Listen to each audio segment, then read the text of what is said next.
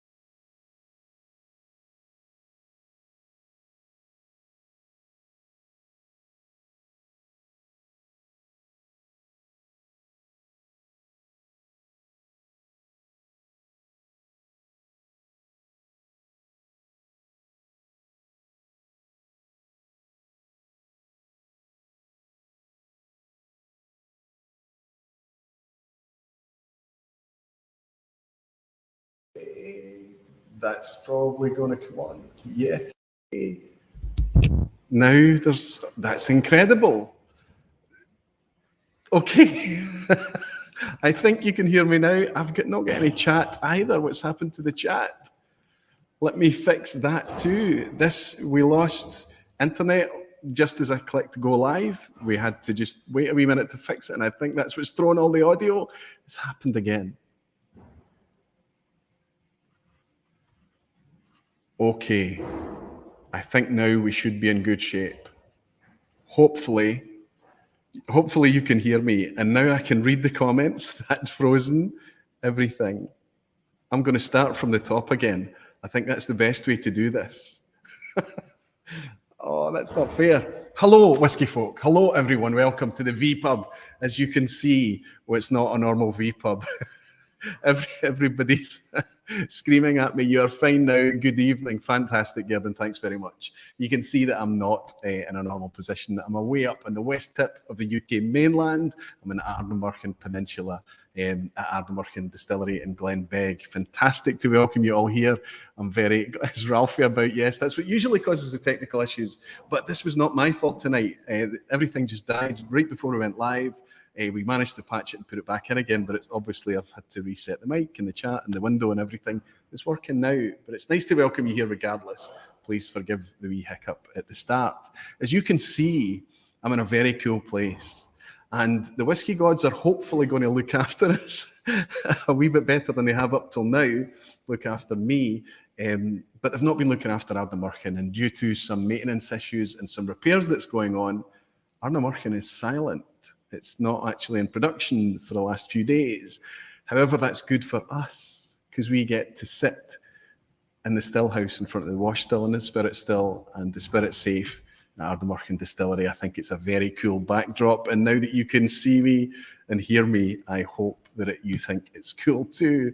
Let's, before I go on, just jump in and welcome some of you patient and understanding beautiful whiskey folk and dedicated barflies. Fantastic to welcome you all. So good to welcome you on another Thursday night vPub.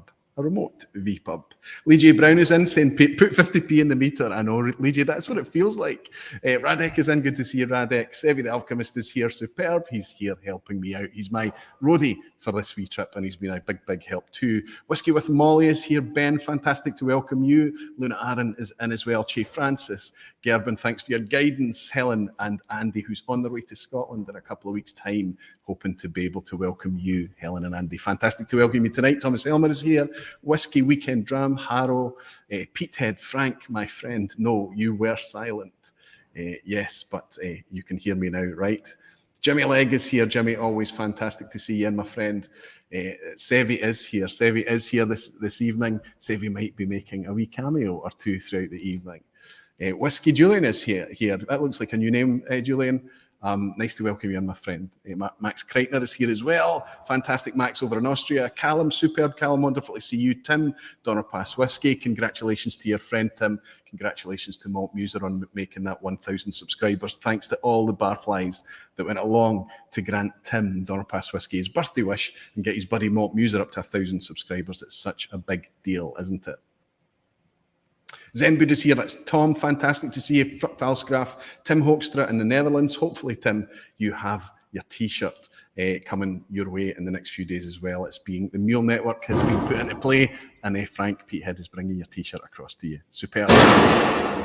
All the noises that's happening in the background, we're just going to have to put up with that as things are cooling and as things are expanding and shrinking. You're getting all these big bangs and pops. Nothing that we haven't experienced on vPubs before, right?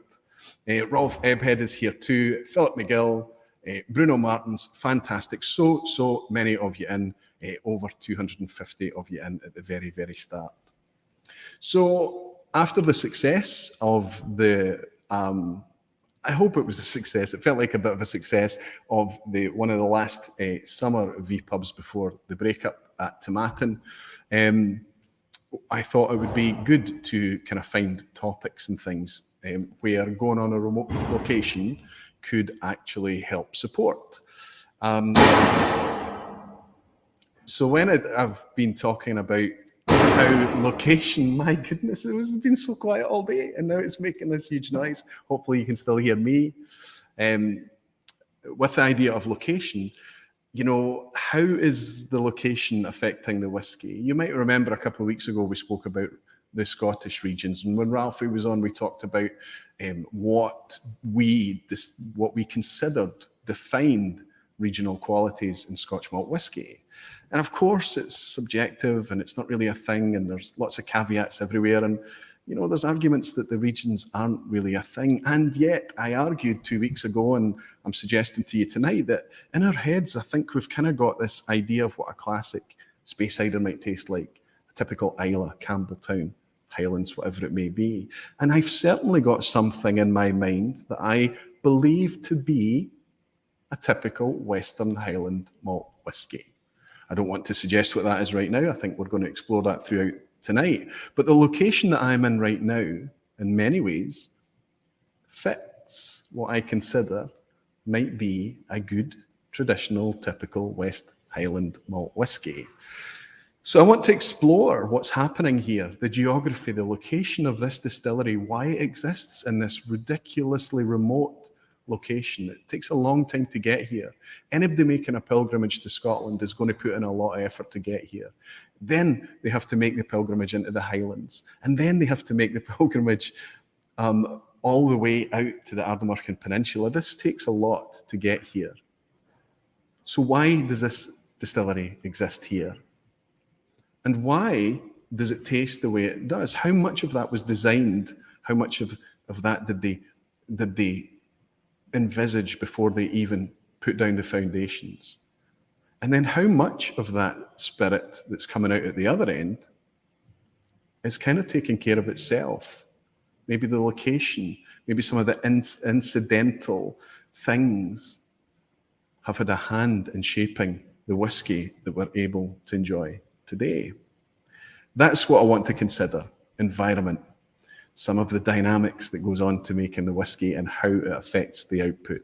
So throughout today, we're going to jump to various locations throughout the distillery to give you a little look behind the curtain, a little look-see hang out with some of the fantastic and very welcoming team here to kind of give you a look at what is happening in the scale of Ardnamurchan. It's actually probably quite a bit bigger than you imagine and what they're doing here. And we'll talk to the team and try and uncover some of those wee things. Right, let's see if I have any comments coming up. Yes, I've got lots and lots. Jean de la Cuisine saying, evening, Roy and Barflies. Evening, John. Wonderful to welcome you. He's apologising for being late. There's no such thing as being late for the vPub unless you're hosting the thing.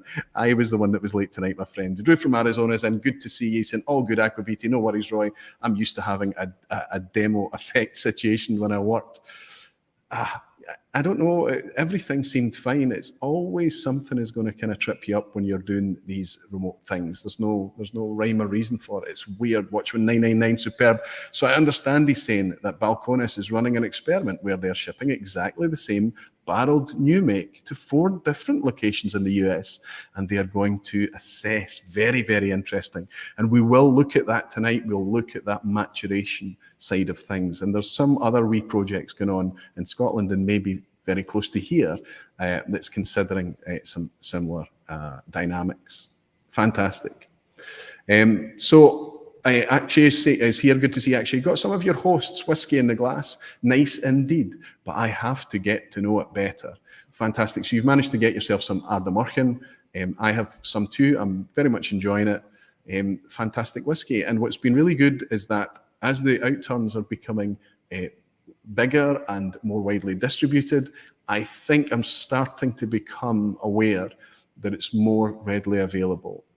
We're starting to see some lasting on the shelves a wee bit longer. So we can start to celebrate that, because it was difficult to talk about a product that nobody could buy, but that's changing, and now people can get their hands on it, especially now that they're exporting to the US. And there seems to be just generally a bit more stock availability, which is good. Everyone is in. Fantastic, everyone. Good to welcome you. And Eagle Castle is saying greetings from Sweden. Finally could catch a live. Eagle Castle, it's very nice to welcome you in here. Bill is here. Don't fall in that still behind you. I know the stills are open and it is quite precarious. It could potentially happen. I'll need to be very careful, my friend. Nice to welcome you in, Bill. I hope you're doing well. My fingers are still crossed for Texas, but I'm a wee bit nervous.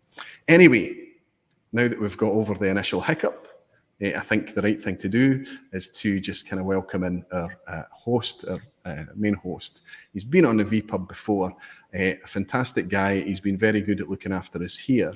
And it would be nice just to consider why we are sitting here today at Ardnamurchan, at this wee remote location on this peninsula, and what this distillery is all about with Alex Bruce. See you in a second.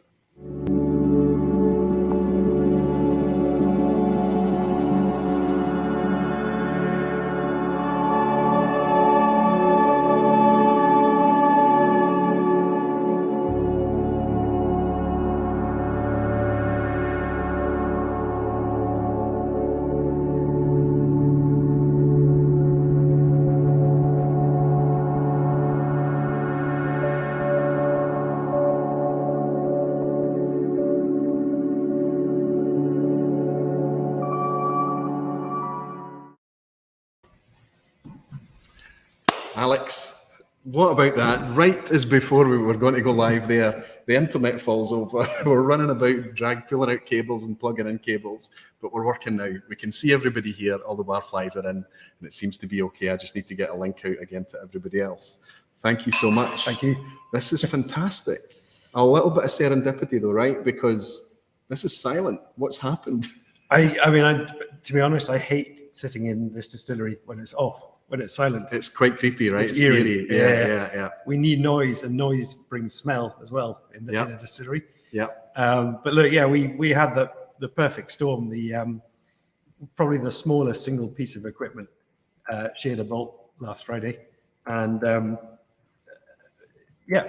bolts take time to arrive. And the engineer is currently here. He arrived at 4 o'clock this afternoon. Yes, he's still here now. He's welding. We may get some noises off camera a bit later. Yes. That'll be a good sign. Because you could be up and running again. Certainly, we'll be up and running for the first shift tomorrow morning. If all goes well. I'm actually, and I know it's a selfish thing. I know you wish you were in production, it would be nice if it was running, just not for the not because you have to be making products, right? But for me, I was expecting to come here and be in a nice little kind of comfy lounge, sitting on a sofa up against the bar or something like that, which would have been lovely and it would have been fine. But this is fantastic to be able to be sitting here. Hope the audio is okay. I hope it's not too echoey. It certainly sounds very good from my monitor through in the other room, in the green room, as it's now known. After we worked out, it was Alex that came out and said, "You don't have any sound," and this had frozen as well, so I wasn't getting the feedback from here. Okay. Just that internet dying did it to everything. So this is nice because normally we'd be sitting in an explosive environment. Mm-hmm. This would not be. All of these electronics, these lights, the cables, nothing would be permitted. No. So, every cloud is a silver lining. So absolutely. This is a very nice and unique thing. I don't think we'll ever be able to do this again very easily. So it's nice to be here. But let's talk about being here, not in the still room, but on this really difficult place to get to. Yep. Nobody's going to come here for a wee quiet afternoon visit, right? It would take planning. There's a lot of effort involved in coming here. If you're coming north, you have to go through Glencoe, you have to switch north again, take the little ferry, which is fun. Yeah. And then there's a long single track road after that in order to get here. And all the way, every bend, every turn, you've got this fantastic, breathtaking scenery, weather that's switching and changing all the time, and really hammering home, you're going somewhere remote. And am I right in saying you can't get any further west? In terms of mainland, no. The lighthouse at the end of the peninsula is just about, the rocks just round the corner from the lighthouse are the most westerly point on the mainland in the UK. Yeah. So for you to be further west, you'd be on an island. You'd be an island distillery, right? Yes. But the weather, the climate, the location, the flora and fauna, everything about this doesn't distinguish between mainland and island. No. It's that kind of western rugged geography, right? It's a combination of being part of a very different geological outcrop, whatever you want to call it, in terms of the rock, which I don't know how long ago, centuries ago, was actually part of North America. And it now forms, you'll see it on a geological map, it forms a kind of line down from the Coolins on Skye through us and onto Mull. And it's just that. Yeah. And it's completely different from anywhere else. Millions of years ago. Millions of years ago, part of North America. Yeah. But I mean, what we've got now is geologically there might be similarities there, but I would guess that the climate that we have here, which we experienced brutally so today, we woke up this morning and it was a really quite pleasant morning. There was some rain forecast, but it was gorgeous and it was calm and sunny, warm even. And we came out and we spent the day at the distillery. We got set up and did various things, took a wee tour.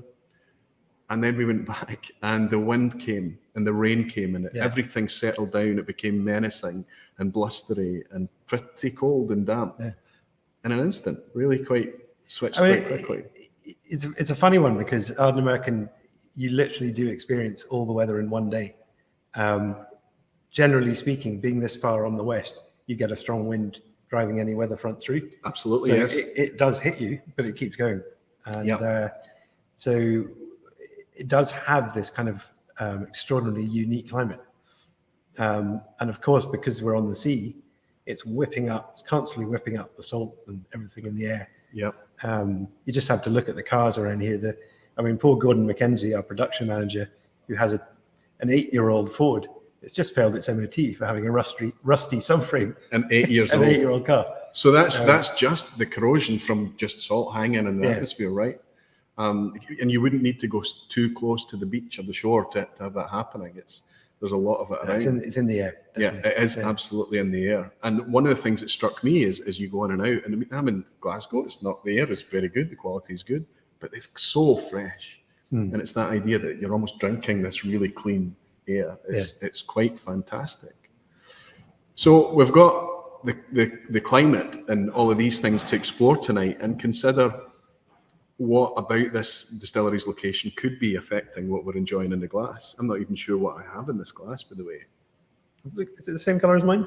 More or less. Looks a wee bit darker. It was Sevi, my roadie, that just brought me a dram. And it's definitely from here. It just maybe let's have a wee look at this as well. This will come into it. This is a glass of water, perfectly potable, perfectly drinkable water. I've been drinking it, but can anyone see just how yellow that water is? It's got a pale gold colour. Yeah. I've seen malt whiskey bottled that colour, right? Yeah. That's straight from the tap. So that's straight from the tap, having gone through 2 UV filters and then also a carbon filter. It still looks like that, and it tastes absolutely magnificent. It's this beautiful, soft, peaty flavour. Peaty, but not smoky peaty. No. Peaty, earthy peaty, right? Peaty. Yeah. Yes. You don't taste a lot of earth in it. It's absolutely perfect, soft, lovely drinking water. Absolutely. So these things, climate, we're going to explore all of these kind of incidental things that you've been forced to use because you're here. But let's first ask, why are you here? Why wouldn't you pick your distillery and put it in a place that logistically it's going to be efficient and right on the railway or the main roads or whatever? Why pick this spot? I mean, look, we were fortunate to be thinking about building a distillery in 2008, 2009. Yeah. Communications nowadays, you can get pretty much anywhere. You don't need railways like you used to. Sure. Victoria. Yep. But we also we were very fortunate that some of our ownership of the business was here already, and had infrastructure here in terms of their farm, in terms of a wood chip plant to provide for biomass boilers. Yep. All within this very small radius. Yes. Yes. And it made a lot of sense to try and make this sort of symbiosis, a symbiotic relationship, a circular economy, if you like, just on Ardnamurchan. And to my knowledge, in modern days, it hasn't been done by any other distillery quite like we've done it. In the past, as we all remember, it was very much part of just the way of life. So if you had a small croft or a small farm, your cow, if you like, was your prized possession. Yes, it was going to give you milk, or it was going to give you maybe some meat, nutrition in some way. And in order to feed your cow, you grew barley, and that barley you then brewed, and you took the draff, as we call it now, the spent grains off to feed your cow. Now, the slightly more canny crofters and farmers would take it one step further, and they would distill it as well. But of course, the distillation, the spirit they took off, the aquavita at the other end, was a byproduct of the cow. The cow was the most important part. Yeah, an incidental byproduct. Exactly. Yeah, we've got this extra barley here. What we're going to do is going to spoil potentially. So what we've done here really is exactly the same as that, except we're blessed with the fact that the world loves single malt whiskey. Yeah. Scotch whiskey, and so we now have a global demand for that byproduct, that end product. So we actually concentrate on making the best whiskey we can, but at the same time, remember what they did in the past and feed the cows at the same time. So all of our co-products during the process are going back to the local economy. So that's what when you're talking about a circular economy, you're talking about that symbiosis there, that your byproducts, your waste products are able to feed the cattle, the biomass, so I mean that must have been a huge factor, because you're thinking there is this really remote spot, we could potentially build a distillery here. So I imagine you've looked at the water and everything, but fuel and energy, because what's I think what's caught me by surprise, I knew the size of you and I knew that what you were producing we could look in a book and discover, but the scale of this here is bigger than I imagined. This is not a small distillery. So you knew that there was going to be an environmental impact. You were going to need a lot of energy. You were going to need a lot of. So you had, I guess, you had lots of choice just to plug into the grid and run on oil and coal or whatever it may be. But it made no sense to do that, because, and this is actually a fantastic benefit to you being here. In some ways incidental. Tell us how you're fueling the heavy lifting energy needs of here. So as I said, there was an existing plant harvesting commercial forestry for wood chip, but there wasn't enough demand on the peninsula. So there was a school, 2 hotels and some holiday houses who had biomass boilers. Right. But those alone weren't enough to really make that plant efficient. And so a lot of the commercial timber was still being hauled off the peninsula, an hour and a half down to Fort William, heavy trucks, single track roads, not good. So the distillery, as a single user, burning about 1 ton of wood chip every 2 hours in full production, has completely changed that balance and made the plant efficient. So there's 4 people working there. The commercial forestry is efficient now, nothing going off site, all staying here. Replanting, of course, behind the felling. And it's not just about us making sense for us, it's making sense for them and the community. So that circular economy, I talked about the end product, the co-products going to the cows and everything, but the raw materials coming in our case, the wood chip for our boiler, and the hydroelectricity coming off the river, where we take the cooling water. So if you like, our energy sources are within 2 miles of this spot, which is strange when you consider just how remote it seems. But you're talking about burning wood, so surely that in itself, you mentioned a commercial forest. What's happening there? It's really nice that it's very, very local to you, but they're basically chopping down and burning trees. But that is a sustainable fuel source. So you get commercial forestry, which is softwood, which is planted with a view to be felled for furniture or something. Such as pine, or it could be. I think when most of these commercial forests were planted 20, 30 years ago, biomass wasn't on the radar. It's a relatively new technology. So most of it would have been planted for some kind of building material, if you like, at the end of the day, with a view to be taken off site. Now, as part of the ongoing commitment, if you're dealing with commercial forestry, you would normally have to sign up to an agreement to replant behind it. So it's a crop. It's just, it doesn't grow every year like barley does. Sure. It grows every 20 years or whatever, but it is basically a crop. If you're looking at how, in terms of emissions, yes, smoke comes out the chimney and there are emissions within that.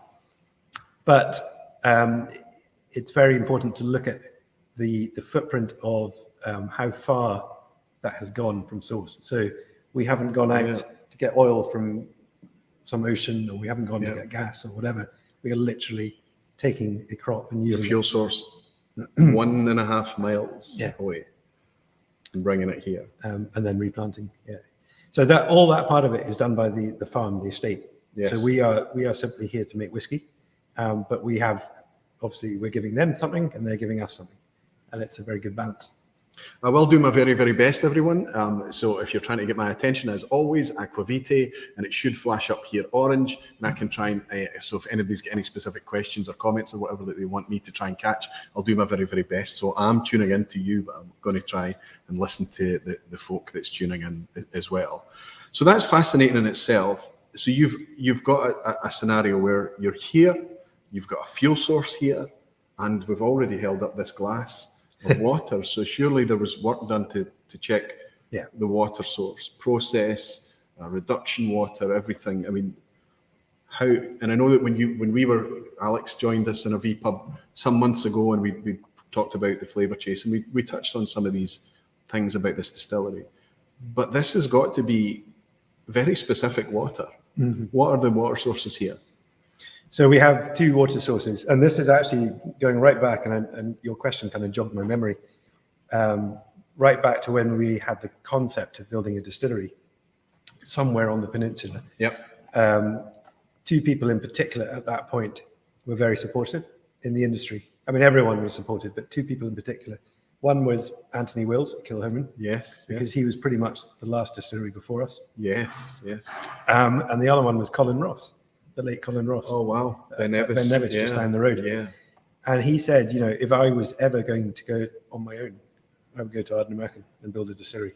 He said, the water you've got up there is just the best. And that, half of me was thinking, but water's just, because I was a bit naive about distilleries. Half of me was thinking it's a gimmick, because you boil it, it becomes steam. How's that going to impart flavor in the process?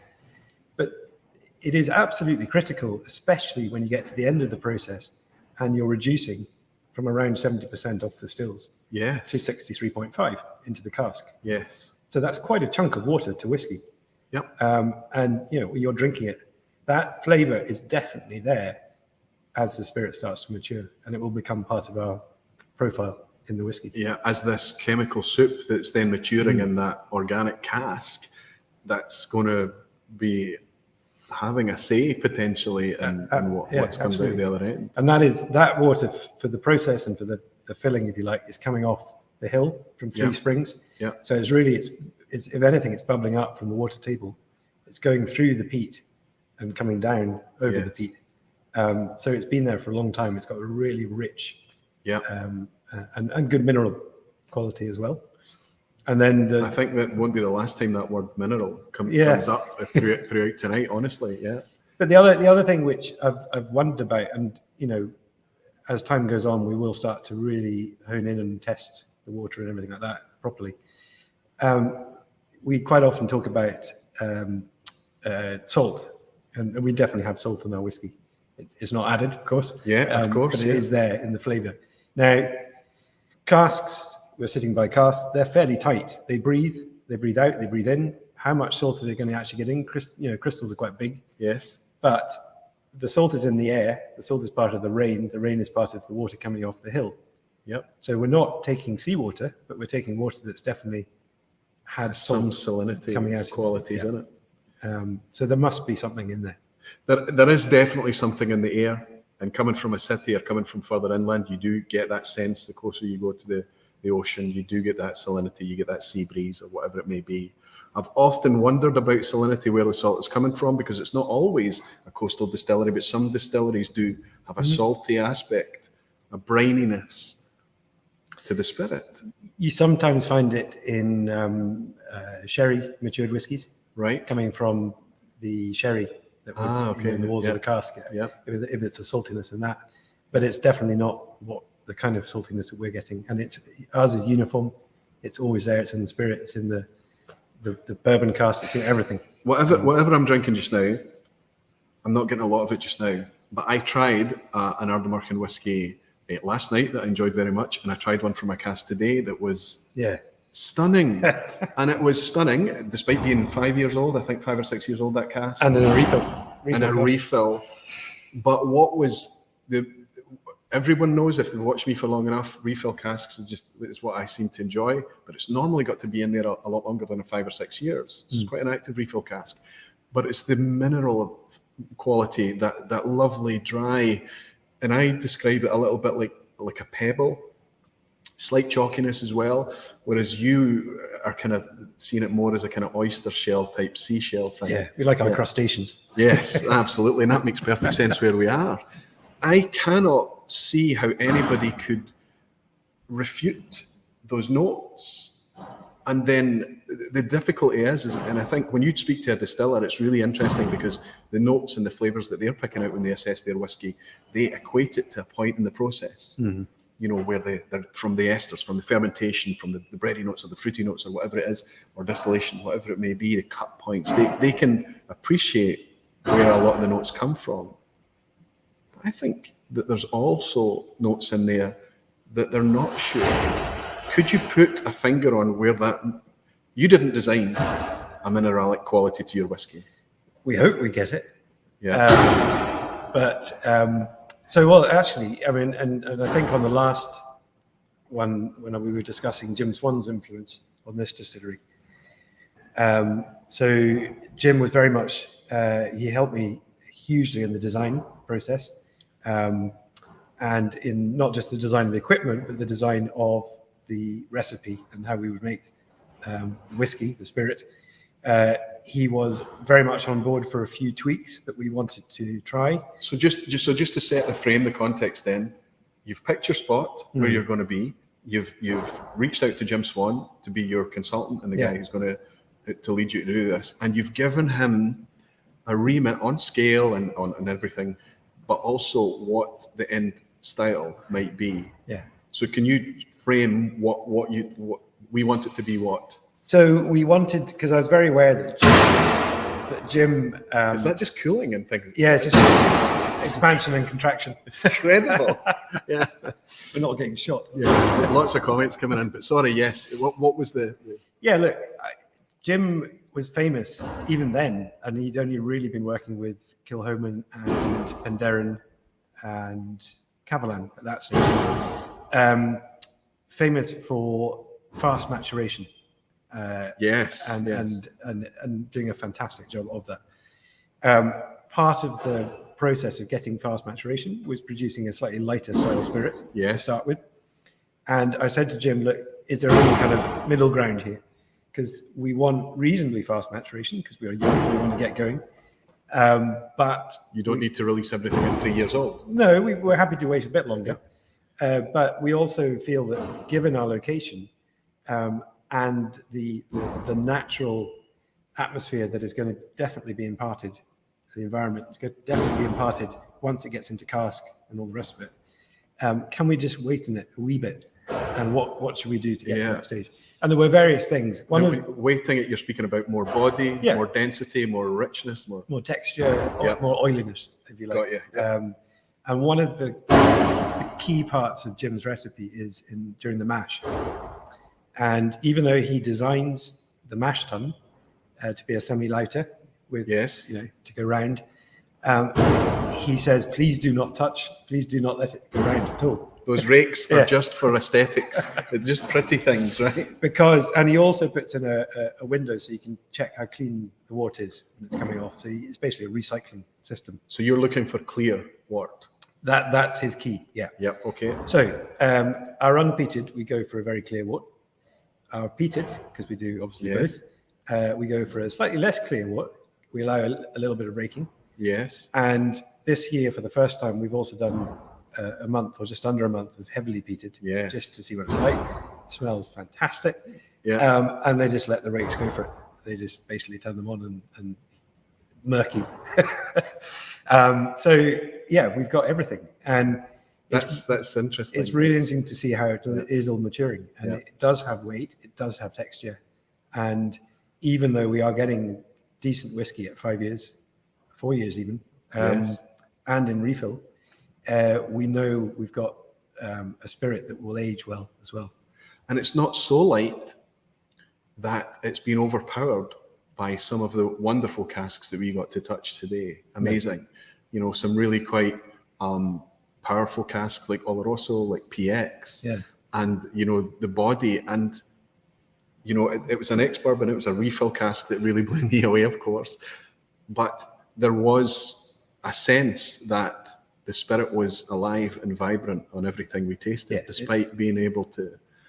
So over the unpeated and the peated and the heavily peated, are you seeing, despite that change to the wort, despite the changes to the malt itself, are you seeing some similar DNA across? Absolutely, yeah. So that mineralic quality is coming in, that chalkiness, the high fruit. Yep. There's definitely been an evolution, as you'd expect. That's the whole point of maturation. And we've gone through what I described the banana stage.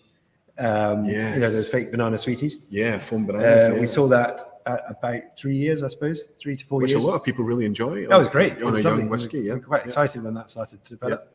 Came back the year after that, and that had disappeared. And the signature honey, which we've always had, was really coming forward. And then now we're getting a huge amount of citrus. And citrus is one of the key. I don't know what I'm sipping, but everything you just by the power of suggestion is it's amping. You know, the citrus. I got a real lovely orange blast there as you're speaking, but it might not even be an Ardnamurchan. I said, Sevy, bring me whiskey, and he brought me whiskey. So it's absolutely delicious, whatever it is. It's very vibrant and alive. It could be one of yours. I think it is. It could be the Pôle Noir. Ah, okay. Well, you might know from the nose. It's really quite rich. It's very dense and fruity. Yeah, it smells. It's got that lovely kind of cakey thing, which the Pôle Noir, the Chardonnay cask has given. Yeah, so fantastic, superb. So we've got. I don't want to miss any of these kind of super chats that's coming in. I don't want to miss these cool comments as well. Bud Jenkins is saying this is a wonderful story of sustainable energy, but you don't know half of it when you get here. This man is obsessed. He's obsessed. There is one thing that's unconquered. There's one thing left to solve, and he's. We'll maybe touch on that. There is one thing left in order to round out this kind of circular thing that there's literally no waste that can't be reprocessed. Fantastic. He is obsessed, bud. Nice to see you, my friend. And Sevi is saying, we have Stillman, Scott and Alistair in the chat under Mr. Jaws.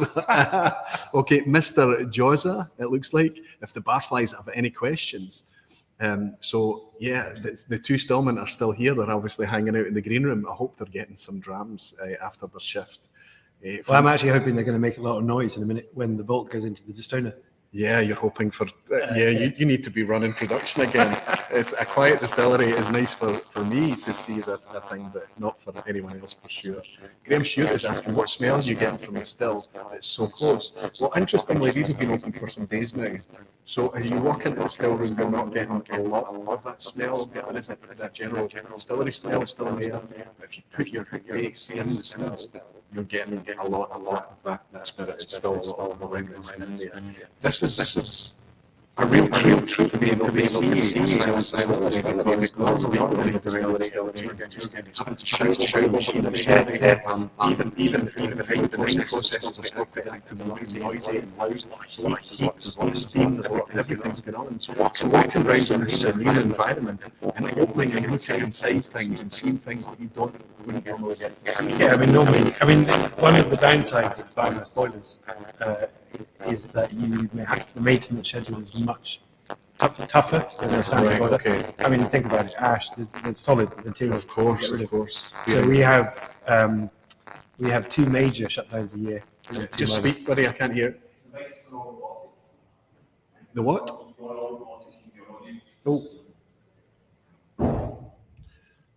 Going all robotic in the audio. Okay, all I can do there is this. I'd switch to that for a second and then switch back to what I hope much better audio. Hopefully that is better. Robotic. Maybe it's just the way I'm speaking. Is that better? Thanks, buddy. Thank you. It's always audio that trips you up. Donna Pasca saying, do they filter the water for the mash too, or leave the peat in the water? Well, I guess it's filtered as far as European law. Well, it's not European law anymore, but it's a copy of it. Said that we had to filter it, but everything is left. The flavour's there, definitely. Fantastic. Good evening. Great vPub tonight, says Reb Mordecai. Reb, I hope there's a chance for me to shake your hand when you get to Scotland soon. He's coming here. Fantastic. Yeah.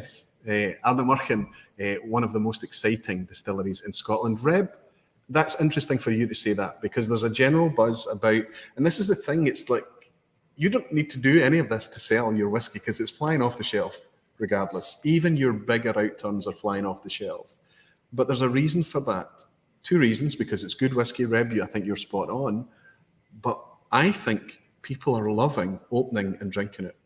They're really engaging with it. It's not being hoarded. It's not being, there may be some of that going on, absolutely. But I think this is being talked about. And the buzz can only be created around good whiskey if people are opening it and drinking it. And I think that that's definitely happening with Ardnamurchan. It was so important for us. When we waited, an extra few years, not just for flavour, but also for quantity, because by year 7, you're going to have a nice backup behind you. Yep. And that meant that we didn't have to put out a kind of, we're almost here, or, we're coming. We just went for it. And even the first batch was a decent size. And now 17, 16, 17. Yeah, 16 and a bit. And now we're up to the full tank size, the vat that we have, which is equivalent to 25,000 bottles. Does that mean that, because the internet knows no borders, okay? So we're not speaking about a UK or even European perspective here. Everybody's tuning in from all over. When do they get some Ardnamurchan? So we're in about 28 markets, and this is because, the distillery, it wasn't just built as a flash in the pan. It was built on the back of Adelphi's distribution and relative success for a very small company over the years. We could never find enough Adelphi whiskies to bottle for the number of markets that we were in. Yep. And so the allocations were tiny. So it made sense for us the only way we're going to guarantee quantity and hopefully quality was to do it ourselves. So once Ardnamurchan was ready, it was simply a question of just filtering it into the existing distribution that we had around the world. In the years prior to that, we've been building up demand and just expectation, I suppose. Yes. So it was a very natural fit. It wasn't just suddenly there. It had been talked about for some time. So the majority of my audience are right across Europe, North America, Canada, of course, Asia, Australia, New Zealand and things. Are you present in most of those markets now? North America, well, the US, the first batch arrived in July. As I'm sure everyone is aware, or most of you who are watching are aware, there are massive delays to transport at the moment. Yes, no matter absolutely. where, even in the UK. This is the UK. I mean, it's tough to get anything for me to be right now. It's really, we're going through a very, very difficult time. Absolutely. But the US, we ship to California. That's where the import is. It's normally 1.5 months, and at the moment it's sitting at 4 months. So the only way we're going to be able to keep up with demand there, because the first batch is already gone pretty much, is to start air freighting temporarily, which is very expensive, but it's much more important to keep the whiskey going than to have gaps. And so yeah, the US is doing well. It's doing really well. Very excited by that. Canada is a tricky one because Alberta we've always been in, and BC and the rest of it. Alberta's much more liberal when it comes to the whole policies about. But the further east you move, the more government control there is. And I'm not saying that's a bad thing, but you need to have volume to make a noise in the government. You know, the LCBO and the SAQ.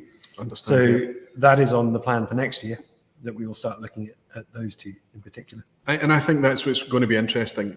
Now, I know some of the places that you've spoken about, my peer YouTubers, the creators that have channels and things, they've been able to get their hands on Ardnamurchan. So it is getting out there, and they are enjoying it. I mean, I enjoy it because we've talked at length about the whiskey, and one of the reasons I've been so excited to come here and talk about this and taste what I tasted today, quite frankly, was quite breathtaking. I did miss a super chat there. I do apologise. There's one that's dropped off. And maybe Alex out the corner of his eyes seen the difficulty I'm having. I think there is dropouts on the connection tonight.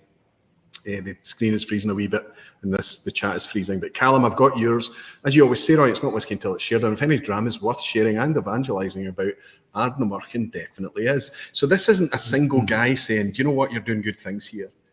You don't need told that, but it must be nice to have this reception, because it is a new whiskey. And you started out, you're right, in 2013, just as the cusp of new distilleries was starting to become a thing. And you know that despite your best efforts, the whiskey's going to take care of itself. The whiskey's going to do what it does. Absolutely. And you can tune and you can tweak and you can mitigate and you can do all of these things. But the whiskey something is happening. And we taste that in whiskey. Japanese distilleries are made in the blueprint of Scotch distilleries, but they taste like Japanese whiskey. Mm-hmm. You can see that it's been tried on Islay in the past. It's been tried right across the Highlands and in Speyside, that they've tried to make duplicate distilleries, very close neighbours, absolutely copy and paste distillery, and they don't make the same whiskey. There is something that happens in whiskey. What is it? I think, I have a suspicion, and I know that it's a wee bit romantic, but some of what you're making here is about this environment. This is a stunning, stunning part of the world. Yeah, it is. Breathtaking. You're driving across a single track moor and there are sheep on the road. You come round a bend and then there's a drop just into this cove, into a bay. There's fertile fields down there. There's cows just lying on the sunny beach. There's clear blue water. It's just amazing. It's just really natural. Nothing has been touched. Which is great. And actually shaped by that weather that hit us tonight. It's just, there's not a lot of trees going on, and the trees are in the sheltered areas. But as soon as you're on any exposed land at all, it's kind of quite brutal and rugged and very dynamic. So it's much more dynamic and elevated than Islay, I would say. Much more rugged and textured, but just worth that not insignificant run along the single track road from the Corran Ferry, right? It's gorgeous to come and see. You get used to it. Yeah, I mean, you take it for granted, maybe. Until very recently, I used to just come up for the day, so I'd be coming up from Fife and back in one day, and it's a really nice commute. I mean, you do very early in the morning through Glen Cove, and it's good for your mental health. Absolutely, it's great. You get to have time to think. Now we have a bed sit for staff coming in, so we can actually stay over, and we're building a few more rooms here. But it is always special. Doesn't matter what the weather is. It's a lovely place to come to. And I think that wherever the place is that the distillery ends up, something is happening where that distillery is located that has a hand in the end product, in the whiskey. Whether it's climate, it doesn't explain two distilleries next to each other. Whether it's just the way that things go together, or just the slightest little idiosyncrasies, we're really not sure. This is not to prove or disprove that the location here is creating this whiskey, but it's just like anything else in whiskey that's subjective, to talk about it and actually try and imagine what might be happening. And I think, he's obviously finished his tasting. Yeah. I think the other thing which is important to say is that, as you said, you could put the distillery anywhere and the climate would have an effect on it. You can, of course, close the climate off to a certain extent.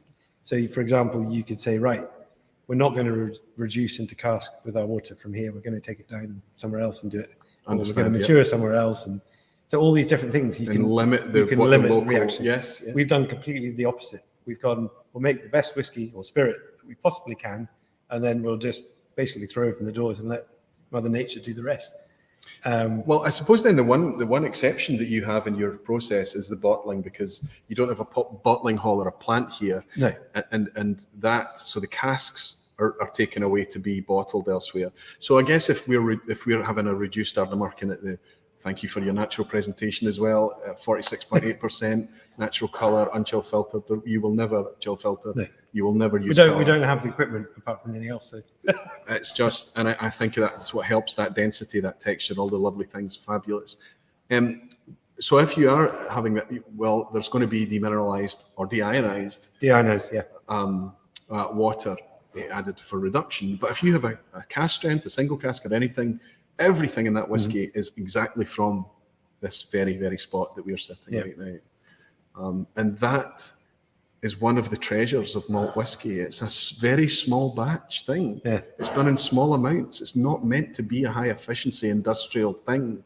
Malt whiskey is very about these. Yeah, it's not a stop start, but it's basically you do one process and you do it again, and it doesn't go around in circles.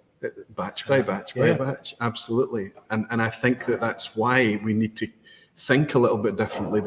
I love grain whiskey. I love blends. I love all. I'm whiskey promiscuous. I love it all. But malt whiskey is special. And the idea of removing things or adding things, I'm not going to go on a rant. We're going to talk about. Graham Mackay is suggesting that they're very lucky to have a lot of demand, so don't really engage in this for any style stuff. Allocations with Ardnamurchan are far easier than Adelphi, though. Yeah, okay, because much bigger scale and outcomes. Yeah, nice to see you in, Graham. I hope your tasting went well. James, what we're going to say, we have a great time to ask about Adelphi's Breath of the Isles 14-year release. Was it, Aaron? So it depends which one. We've done a few, but I can categorically. I can't even say it. I can say that categorically. That's the one. Yeah, it wasn't Aaron. And the fact that it's called Breath of the Isles means that I can't tell you where it came from. Perfect.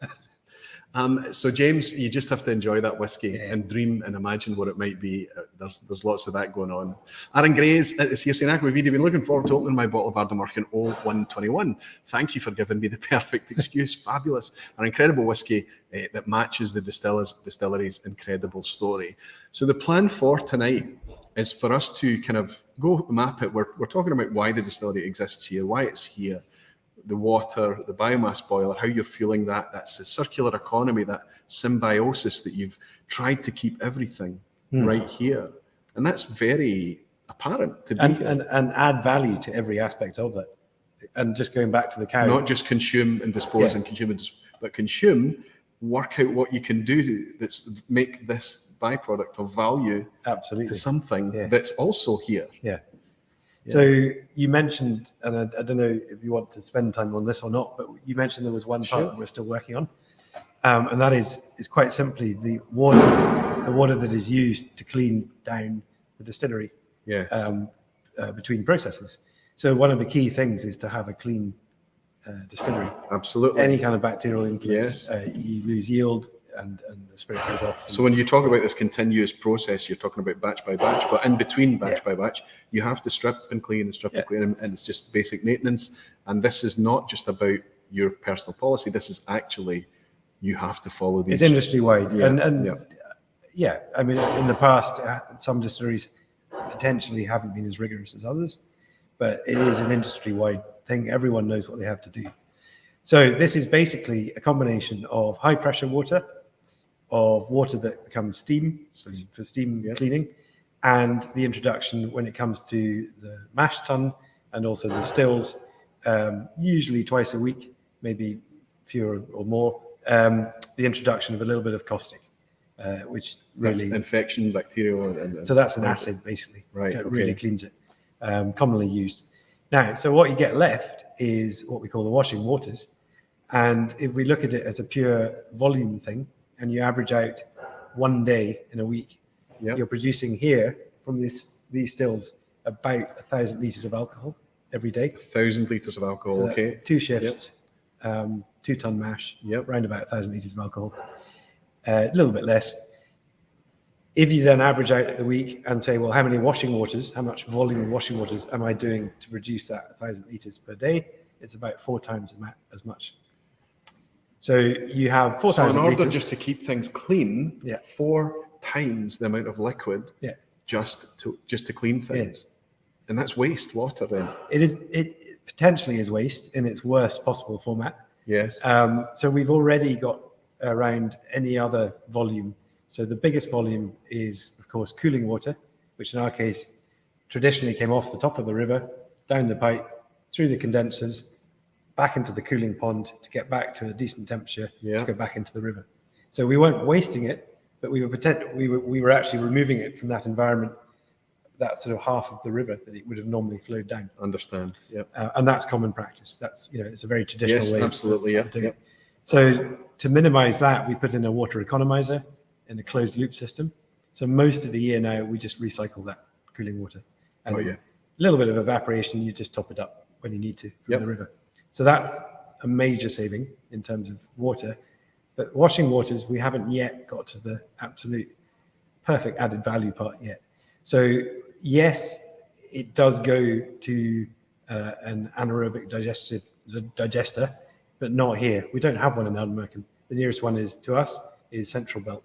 So that's heavy transport. We don't want heavy transport. That's introducing, that's negating the benefits, Absolutely, right? yeah. But there's no other way of treating it. We're on what is called a triple SI here, so a place of special scientific interest. Yes. So we can't, unlike Islay or other coastal distilleries, we can't put it out to sea. Yes. It's just forbidden. So we have to find, and this is what we're working on, a local use or an added value that we don't have to then take it away. Got you.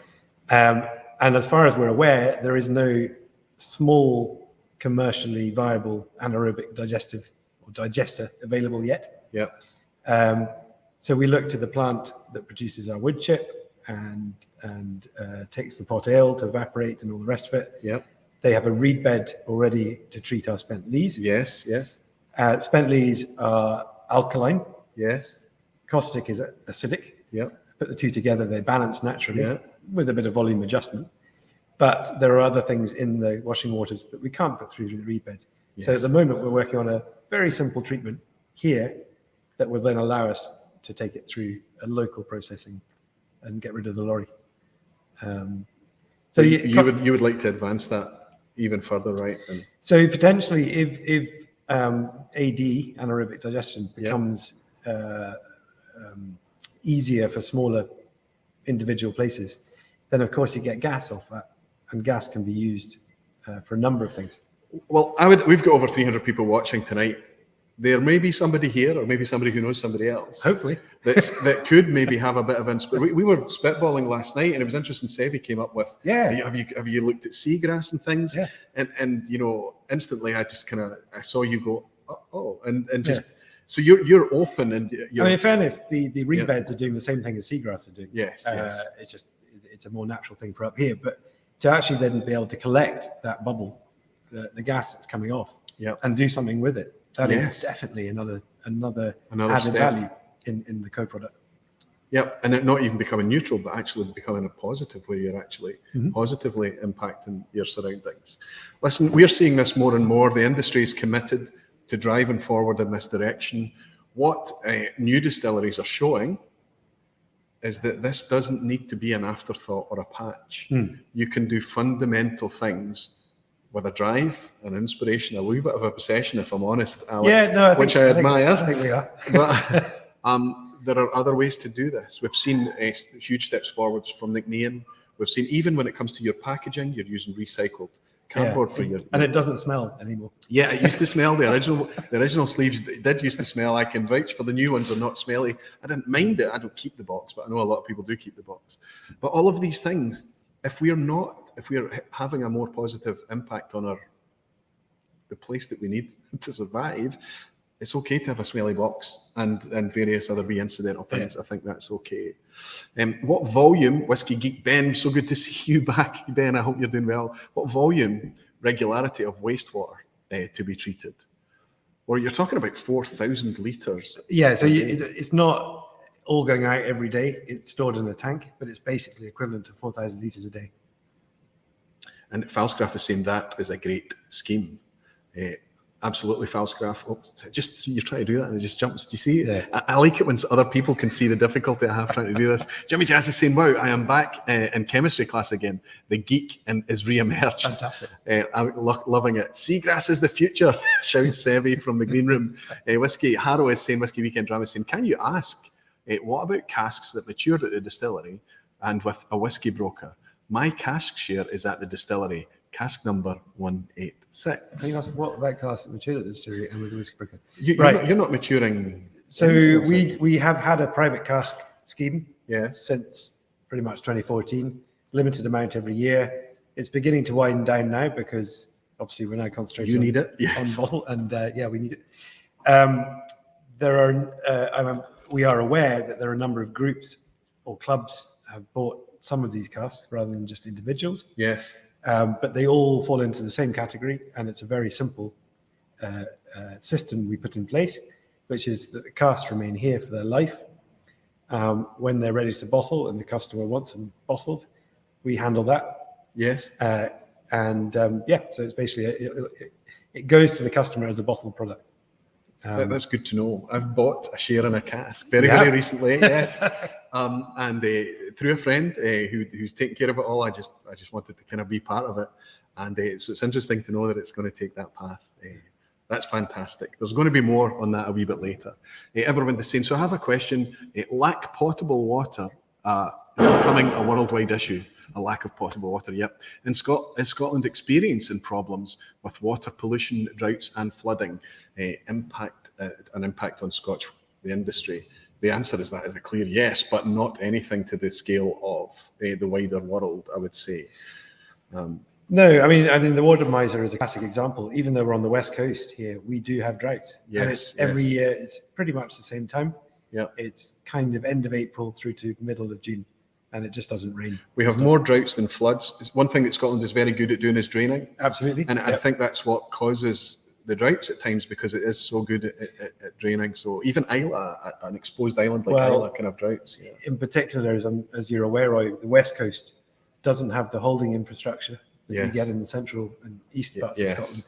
So going back to your first question, I think it was tonight, why did we build one here rather than the 7 other places we looked at in the area? Okay. Quite simply, the Glenmore River, which is the one we've talked about, just next to the distillery, has 3 holding locks above it, which is unusual for a west coast river. You've got 3 natural reservoirs. Yeah. Normally in the west coast, it hits the hill and it comes down a river and it's gone. Yep. And so we have a little bit extra storage than you would normally get on the west coast. Fantastic. So that's 2 sources then. You're talking about the underground source, and you're talking about the river as well, the Glenmore River. We do actually have a switch or a valve, if you like. So if one runs out and the other one's still going, we can flick over. Now, normally it would be the hill that runs out before the river. Yeah. But it rarely happens. But it means that we can flick the valve and keep going. It is amazing just how much water is needed. Yeah. To make whiskey. It's quite incredible. Gregor Dykeman is just saying Alex is brilliant. Thank you, Gregor. You're a star. Okay, we'll show that, Graham. Do I have any moderators in tonight, just in case we have any issues?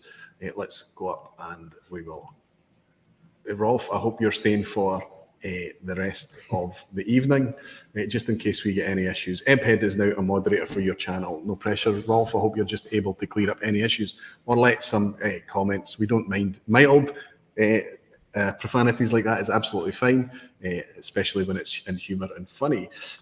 Fantastic. Listen, the way that it's going to flow tonight, we've enjoyed spending a bit of time with Alex. He's going to come back a wee bit later, but we're going to introduce you to more of the team at various locations around the distillery before we come back, and we all will sit here together and gather and celebrate this thing being here, but also be pummeled by Menno over in Belgium for a Menno quiz at the end. So, and I would encourage you to stay till the end tonight if you can, or if you're picking this up on the replay, thank you so much. If I've done my homework, it might not be immediately, this will be very late when we finish. There'll be chapter markers underneath so you can skip ahead to the salient points or the things that you're interested in. Thanks for picking up on the replay, but please watch till the end tonight. It's there's some good fun. Jimmy Legg is saying it takes way more water to raise cattle, aquavitae, don't sweat it. Yeah, no doubt. Jimmy's in Nova Scotia. He's in the most eastern part of Canada, so he's feeling the pain that you've talked about with the state-controlled liquor and things. Bud Jenkins is trying to get my attention. He's saying Alex has been brilliant and he is a hero for his environmental efforts. He's also a hero because he cooked for us an amazing roast dinner last night as well, and we just like, wow, this is quite fantastic, because we are so bloody remote that we were not going to be able to eat. That was the alternative, I guess. It did take us, you remember, it took us till after I'd finished cooking it to understand what it actually was, to work out what kind of food it was. Anyway. What kind of roast are we having? Meat. But it turned out to be a delicious piece of venison, which again, here, we ate the food from here. And we in Scotland, we have a lot of deer these days. We have a hell of a lot of deer. For anyone who's in Glasgow, or occasionally in Glasgow, highly recommend going to the Ardnamurchan restaurant. So named after... I've been there. In fact, I've taken barflies to that very restaurant. So the great Gus, who looks after all of our electricals here at the distillery, lives just down the road. His daughter and her partner run it. Fantastic. They started it. And I've never thought to ask about the connection. Yeah, I've been there a few times. My eldest is at uni there, so we go and have a meal every now and then. And I just remember every time I pick a bit of venison or something in the restaurant, some of our draft has gone in to feed that deer. That's really cool, because it's come from absolutely here. I've taken Dwayne Large, I've taken up to that restaurant. I've taken Warner and his son up to that restaurant. I think I took, it was Hoyt as well, Hoyt Hemphill I took to that restaurant. I've been there a few times, and it's not during lockdown, of course, but it has been great. The venison was ace, says Sevi. Alex is a top chef. Even the house mouse was impressed. We do have some entertaining company in the house as well. Wee mice running about as well. Severin, if you're not busy, please bring me a dram, my friend. I have just a wee drip left, and I'm going to just raise this glass just to say thanks for this again. You don't need to do this. The amount of effort that needs to go into hosting us to do this, to bring this to you, is huge. On your time, on the team's time, on everything. Everything we want to do, we need help in order to do it. But you've moved mountains for us in order to be able to do this and synchronize it with the cask filling and everything else. You even made sure that the equipment would fail so we could do it in the still room. So for that... thanks for coming up. We wouldn't do this if we didn't enjoy it. We absolutely love doing these kind of things. Of course. And just talking about, here. There is a story to tell. There genuinely is. It's the story it's a bigger story in whiskey generally, but it's also compelling and very significant to hear. Alex, thank you for what you've achieved already, my friend.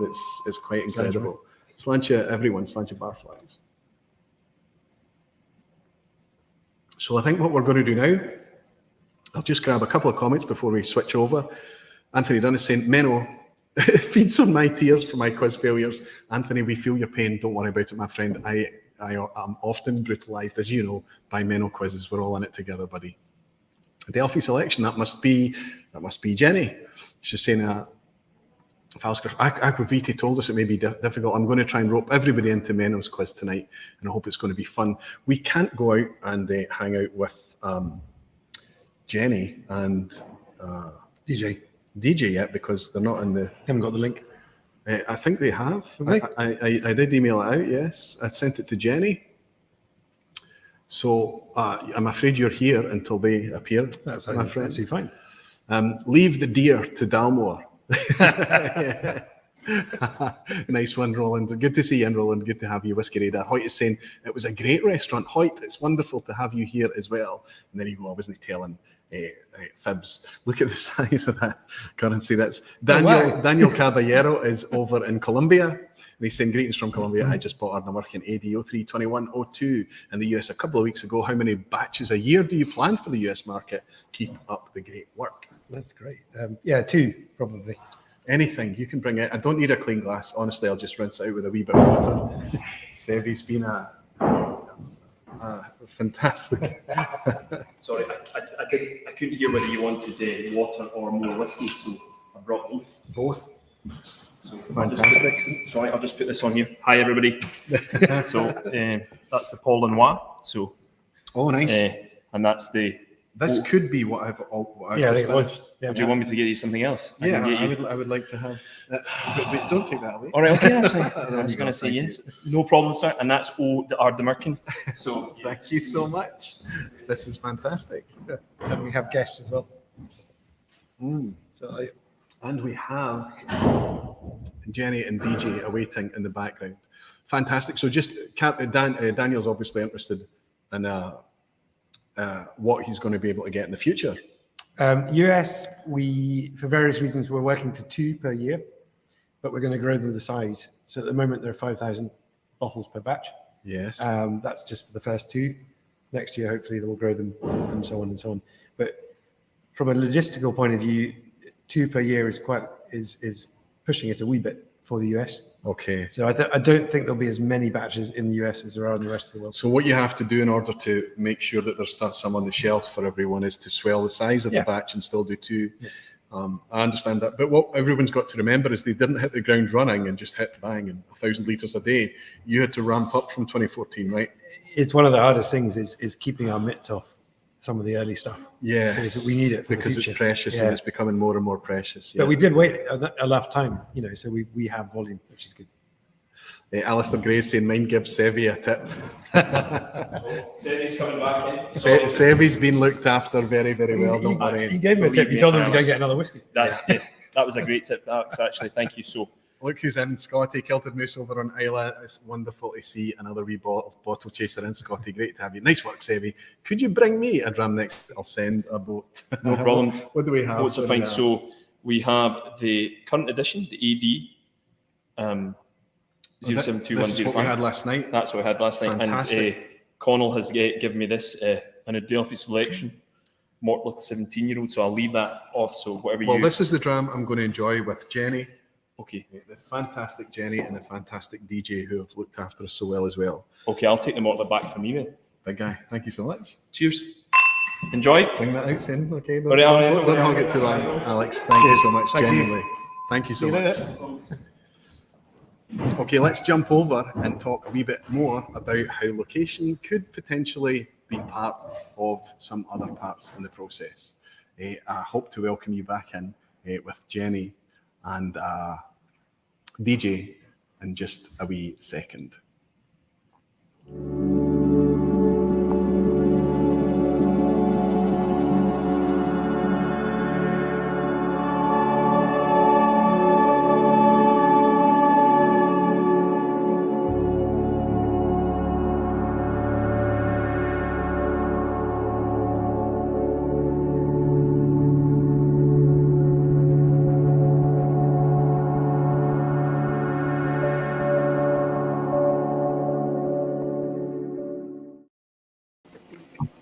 Jenny, DJ, hello, how are you doing? Very well, how's yourself tonight? Just so relieved I can hear you. Me too. DJ, just before we start talking about the fun stuff, okay, can I just get some backup? Literally, this 10 seconds before we went live tonight, what happened? before we went live, the internet did go down very, very briefly. It just collapsed. I don't know what happened. Listen, I'm so glad you were here because we wouldn't have had a clue what to do. You got us back online, buddy. You got us up and running. It meant that everything was frozen for a bit, but we got past it and we're here. And this is, location is not just having an effect on the whiskey, it's having an effect on the vPub broadcasts too. Ralphie's nowhere in sight. It's not, we can't blame it on Ralphie this week. Fantastic. Listen, thank you so much for patiently waiting in that spot. Tell us where you are. Where are you, Jenny? Well, look, we're in this very exciting place called the mash room and the tun room. So we've got the Ardnamurchan mash tun right over there behind us. And then we've got our washbacks around us, surrounded by washbacks. Fantastic. So Jenny, just explain a wee bit about what you do as part of the team here at Ardnamurchan. So my role, really, I mean, I have a title called Marketing and Communications Manager. I do a little bit of everything, and I work very closely with DJ right now because we're updating our visitor centre. We've got a lot of people visiting, coming to the shop at the moment, so DJ is helping with that. And I do all this, so well, we share the social media. This is why I love working in this team. We all share.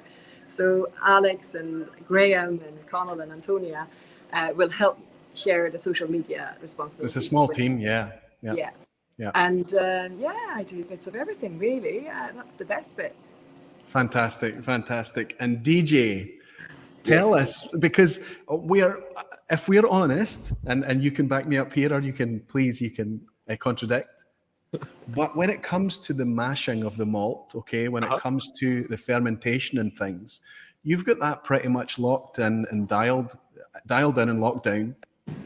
There's a lot of that part of it that could pretty much happen at any distillery right across Scotland, right? Mm-hmm. There's less, I think, effect of the local area here. Perhaps, maybe, and with your indulgence, the idea that maybe some of the fermentation relies on some of the local natural flora and fauna and things like that. But there is a reason that you're here, and it's every bit to do with location. What do you do here, DJ? What I do, I'm just now helping with the revamp of the visitor centre and the visitor experience, getting it all ready for 2022 when the new season kicks in. We're also doing some other renovations in the kind of area, so overseeing those kind of projects, helping out with that. That's what I'm kind of based doing at the moment. It's good fun. Perspective. I'm working with this lot. Yeah, and we have this WhatsApp group. So anytime, if I'm in Fife or if Connal is in Nairn and we need something, then we can ask DJ. He's always on hand here at the distillery. A few techie shots and stuff. Yeah. I get the impression that DJ, not only is he quite good on camera, as we've discovered, but he's also like a utility man. Tell Jenny to move closer to DJ, a bit out of shot. I don't mind, Jenny. I'm okay with it. Audio's what? Audio's gone a bit robotic again. You can hear me okay, right? Actually, no, there is a disturbance, a little disturbance. Okay, let me try. Okay, then. Doing the same again. Oh, there we go. Going back here. Much better. Yeah, that's much better. Again, keep me right because I don't have any, unless I put some headphones on. Whiskey Radar Roland is saying, sound dry. The sound is bad. I guess Ralphie must be back in the stream again. That must be. This is weird. Sign language only. It is very, very strange, and I think it must be a StreamYard thing because I have a new mic. And anyway, we'll continue. But I get the impression, DJ, that you're more than just that. You've already been through everything. You're like a utility guy here. You're able to do majority of the tasks, right? Yes. I used to, well, obviously work started here in production. I started here in the warehouse for a couple of weeks and then through into production, through mashing, stilling, out in the warehouse, stowing, filling casks. So yeah. Yeah. You've worked in production for quite a while, so you couple know years. this place really well. Okay, I'll go yes. I'll say yes. Modesty's getting the best of me, I suppose. And there is a really cool little video on the Ardnamurchan YouTube channel that focuses on you, and I think it's really interesting, DJ, because what happened is that you talked about driving along the road and seeing a sign one day. Tell us about that. So, driving around live just up the road. That's where kind of families are from, all around the area. So going around, seeing signs up saying they're going to be doing a new distillery. Went to one of the local pubs one evening because they had an evening on when they were talking about it, going through all the kind of designs, the plans, what their kind of ethos was going to be, local employment, so on and so on. So it was really interesting getting involved in it, that kind of stage, kind of getting right involved, speaking to people about everything and seeing what everyone was kind of thinking about at the time. And it was going to be such a great thing to bring into the area, such great local employment, such a great facility to have in the area, such a great tourist attraction. I mean, it ticks so many boxes. It's brilliant. Absolutely. And I think that's one of the things that's least spoken about, is the impact that human hands or the team, the people that's making the whiskey, have on that whiskey. And again, you and this distillery exists here, and it's able to draw on the local pool, the local community, and people are able to send something around the world that they made in their backyard, right? Yeah. That's never existed for you unless, I suppose, illicit distilling existed here, but this is the first on this peninsula, right? Well, I'm not saying what the family used to get up to, but maybe at some point. But no, and it is a great thing, and I'm sure Alex has said about farmers and local crofters and how all the byproducts go around and be used. So it is such a community asset as well, with that part of it, the business in mind. Yeah. So it's not just a factory that's been dropped here to make whiskey. There has to be something that drops and it weaves into the local environment. It becomes part of the local, the local symbiosis, I guess, as Alex was talking about. So show us then, tell us, Jenny pointed out the mash tun that's away off in the background, and we're in a very fortunate position again, because this is usually an active, busy place with potentially foam coming up out of the washbacks and lots of things happening, and a hot, steamy mash tun spinning up at the top, but everything is still a wee bit quiet. Now, I think that very, very soon we need to get you back in a more quiet space, because they're going to start that stoner up again and hope that everything's fixed, right? Hopefully. So give us a wee look around that room, because this is normally the biggest bottleneck in a lot of distilleries, right? The fermentation room. But the scale of that was quite a surprise to me, and there's a reason for it, right? Tell us what we've got there. So if we go over here a little bit, you'll see the mash tun's just here. Oh, there we go. Yep. So that's our mash tun there.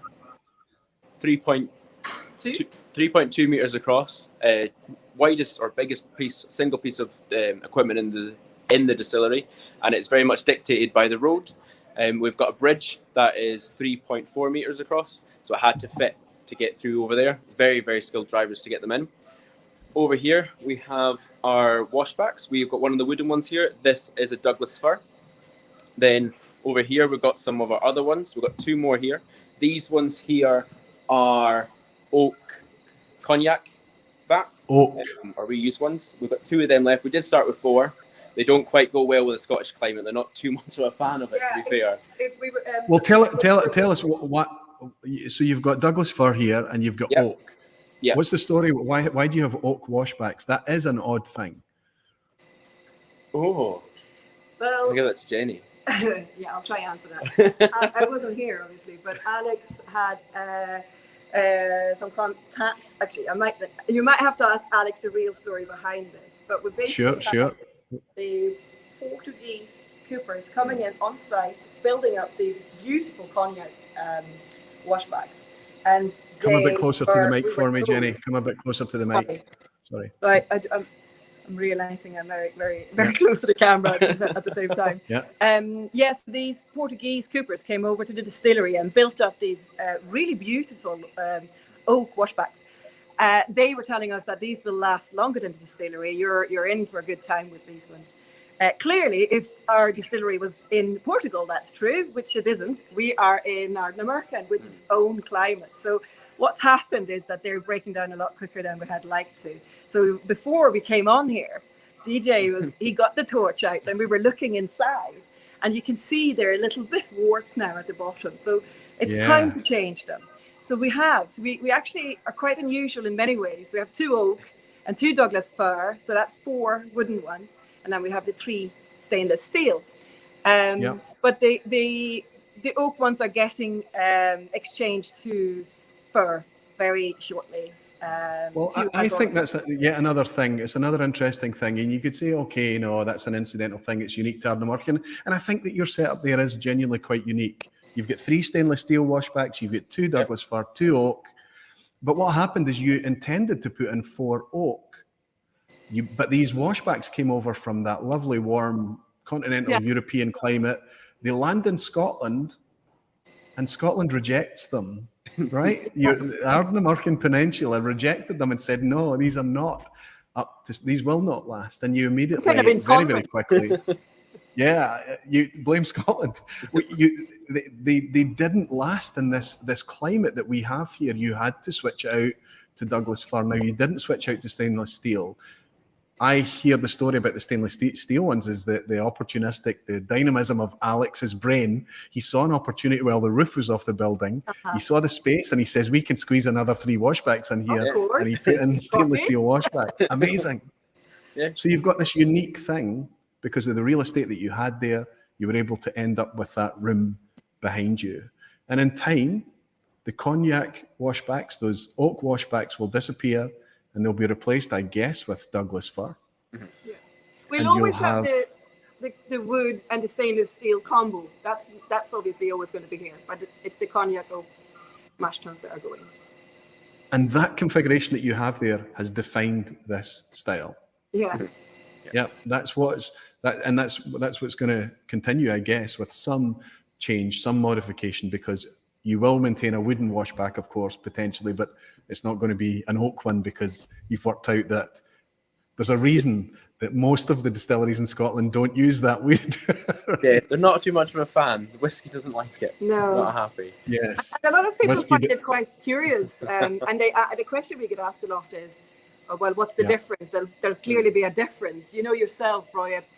If you ask a distillery that has only stainless steel washbacks, they'll say, well, there's no difference. And if you ask a wooden distillery with only wooden washbacks, the same question: what makes it better? Well, this is the best for our spirit. We're using both, and it's the only difference I think I've ever heard a production team talk about is when climate changes. In the winter, they might be easier to regulate the stainless steel ones because the wooden ones clearly have a life of their own, which is a beauty in itself. So I think the fact that we are working with both is really interesting. And I, as a geek, whiskey geek myself, I find that really, really fun. Yeah. I mean, there are distilleries out there that have a mix of stainless steel and wooden washbacks, and even your neighbour, your close neighbour, Ben Nevis, for example. But I don't think there are any that have the configuration that you have right now. So it's going to be interesting, to see how long those I say they're absolutely huge. Those oak washbacks actually hold out. They might just last a wee bit longer than you imagine. I think those ones have had a wee bit longer to acclimatise. You don't look as confident, DJ. Anyway, DJ, I'm going to let the maintenance guys get on with fixing the de-stoner. Can I ask a favour of you, DJ? Yes. For the next segment, we're going to go in and talk about these things that are sitting behind me. Yes. Can you make your way over to join me here, my friend? And I'll see you. Indeed. I'll see you in a wee second. TJ. Right. Thank Cheers. you. See you. See you later. Fantastic. See you soon. Bye. Thank you, Jenny. Thank you so much. Thanks, Roy. Cheers.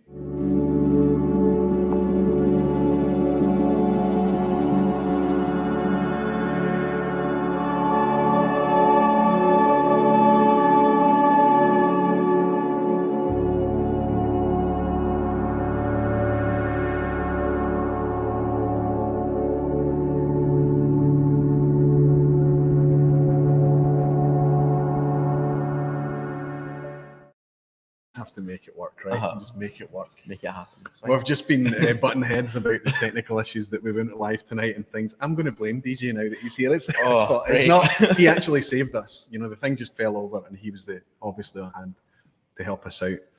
Buddy, it's very nice to meet you. Nice DJ. to meet you too. Thank you very much for your hospitality. Thanks for being here when we needed barrels, when we needed a cable, when we needed power, whatever.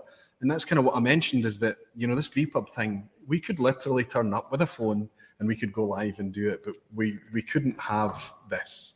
We couldn't have, this level of interaction. And I know how much it takes out of your day in order to accommodate all of this.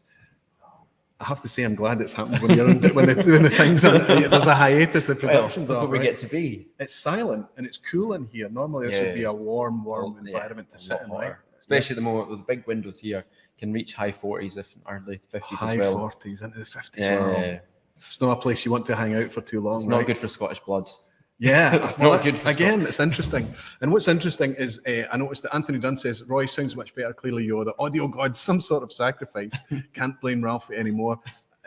Lost the Bill saying lost the HD, just saw the spirit safe. Is it manual cuts or computer? Looks like the audio's okay. Nobody's complaining about the audio, so hopefully it'll hang on. Anthony, thank you very much, my friend. Thank you. Manual cuts, all done by hand. There you go. Manual cuts, everything done. And again, it's that human hand thing. It's just that idea, and it's somebody local. You grew up thinking I might work in a distillery, right? No, it wasn't a thing around here. You think of it. Yeah. I mean, it was there, but no, you wouldn't have that. Wasn't here. There's no talk about it at the time, but then obviously, thanks to local people, they did do it. So it's good. Yeah. And how is the distillery being received here locally? Are people a wee bit, suspicious of it? Are they cynical? Are they welcoming of it? Are they thinking this is? I think to start with, you'd say there's probably two sides to it, but I think now that it's here and everyone sees what it is and how it's going, and how it's involving the local community, how it's helping the local community with the trusts and everything else, and it's giving back so much to the community, and it keeps giving and keeps giving. Yeah, the trust, the Ardnamurchan Trust, another fantastic thing. Probably the brainchild of Alex, no doubt. I imagine. But I think if Alex is here again, I think we need to maybe ask about the Ardnamurchan Trust. Quite a fabulous and amazing thing. And I think what probably happened now is it's been given time to show the local community that actually they're taking the environment really seriously. They're taking their location here very responsibly, and they're doing things. They're trying their very, very utmost to do things the right way, just because of how obsessive people like Alex are, right? Yep. To make sure everything is just the way it should be. Absolutely. And Chris Witham is saying, remember to at Aquaviti when you're asking questions. Oh, sorry, he's Peter Morris is saying to Chris Wren. Thank you, Peter. You're absolutely right. Falscraft is saying I'll have to watch this one again to comprehend it all. Too many drams now, but this is great. Falscraft, you're in the pub. Don't worry about it. You're in the vPub. I'm glad you're here, and I'm glad you're enjoying it, my friend. Dribs and Drams, the same question. Does Douglas fir grow in Europe, or are those imported from North America? No, it's from here. Douglas fir. Yeah. Absolutely. It's.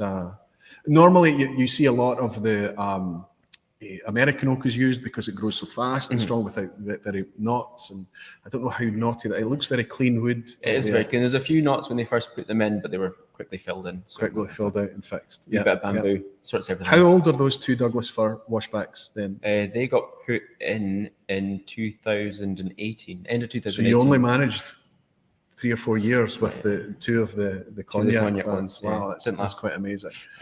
And Bud is saying, I'm surrounded by Douglas fir on my property in the Pacific Northwest. We are lovers of cool, damp weather. Yes, I think that's right. And certainly that's how you most of the time, right? Most of the time. This year's been a bit different, but most of the time. Today started dry and then got very humid and then just kind of, you saw what happened today. It was great fun. You'll see what the weather that we were in. In fact, the opening intro tonight of me walking along that farm track was this evening. Falscraft is saying the image is coming back as well. Okay. So lost HD. So I think it's maybe the tech issues tonight, I hope, is just down to the patchy. They have fibre to the premises, but the fibre's got a long way to go. It's got a while to go. Yeah, it's not next door. We just have to try and make these things work, right? We just have to try and do our best. Let's talk about these beautiful things that are sitting behind us. Lovely sills. Yeah. I mean, they are. Hopefully folk can see that. I mean, I'm in the way of this is Spirit Still. Yep. So we've got, my nicknames for them are Betty and Bertha. Betty and Bertha. Betty and Bertha. Right, okay. That's my nicknames for them. No particular reason. Just that's my nicknames for the girls. And so is this a favourite part of the distillery for you then, this? Not in the winter, yes, but not in the summer. Because it's warm. Because it's too hot in the summer, far too hot. Yeah. So this is, I guess, the wash still on the left here. Yep. This is a big wash still. This is not a small thing. What's the scale here? This is what's impressed me, or what's struck me coming here, is that, okay, we were judging Ardnamurchan Distillery from the outturns, because the outturns that are coming out now are back from the 2014 era. So they're quite small and they're getting bigger each time. So you tend to judge it by what you can buy, or more likely with Ardnamurchan cannot buy, right? Yeah. You couldn't buy it. But actually, when you get here, not only have you filled a warehouse, there's 2 warehouses in one, and there's 5 warehouses here. There's 4, 5, 6. 6 warehouses, and you're building more. So it's because this is actually quite a big concern. How much goes through here? What's the capacity going to be now? Through here, we do 6-day productions. So ourselves, she holds 10,000 litres, and from her, we'll get about 1,000 litres of usable alcohol after she's been through the next one. Yeah. So that's per Is this Bertha? Betty and Bertha. This is Betty and this is Bertha. Betty Right, and okay. That's a future quiz question. So how much, sorry? 10,000 litres Yeah. and then 6,000 litres. Okay. So these are, on the scale of Scottish distilleries, not the biggest, okay, No. but they're sizable stills. Yeah. Yeah. And what's happening here? We've already talked about this is you or the stillman or whoever it may be monitoring the cut points and doing it but manually by hand. All by hand. So talk us through the process then.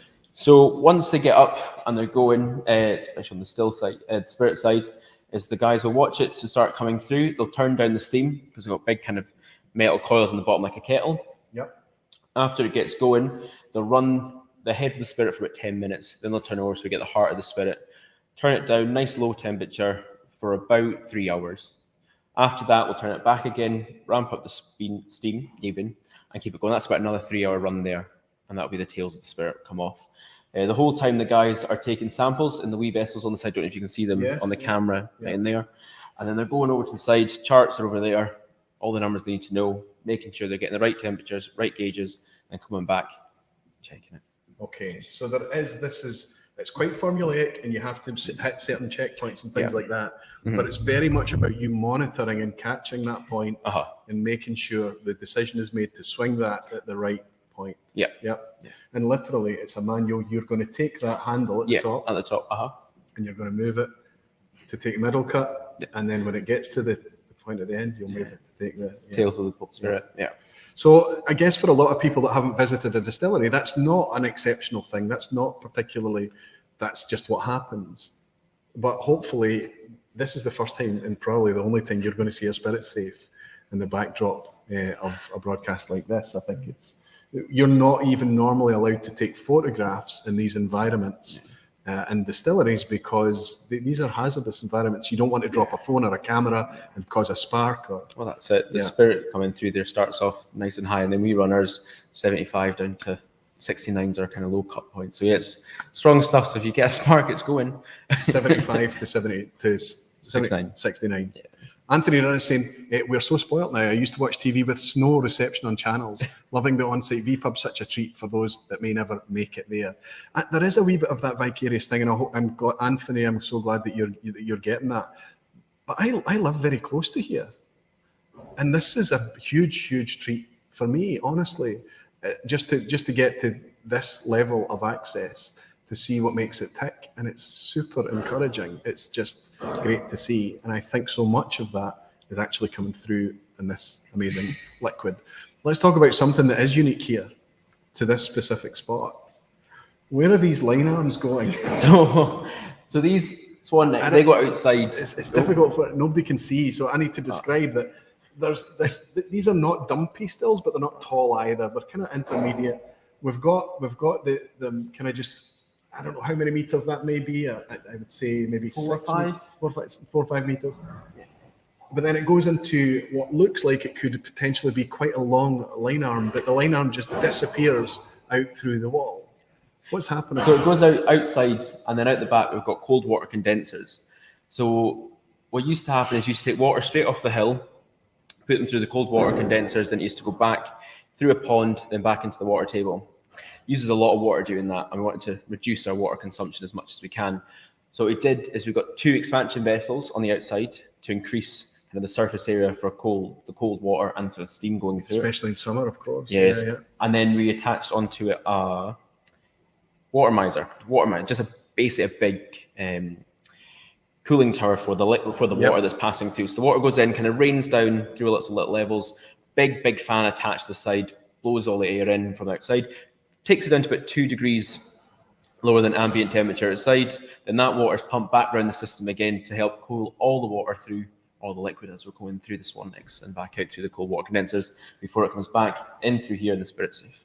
I bet you never imagined that you would be talking about these kind of processes after living just up the road just a few years ago, right? It's amazing. No. But I think what's unique about what you've talked about is the fact that these shell and tube condensers are stuck, bolted on the outside of the building. Yeah.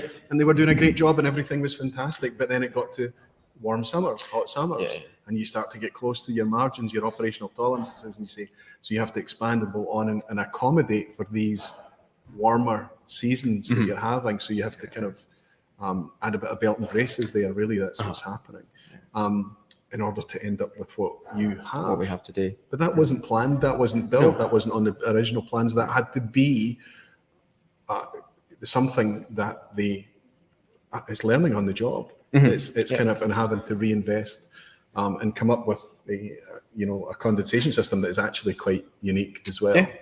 Yeah. It's not widely used everywhere, so no, it's... So tell me about DJ quickly. I mean, this were you into whiskey before you ended up here working in this place? Not as much as I am now. Not as much as I am. You're a whiskey geek now? Or?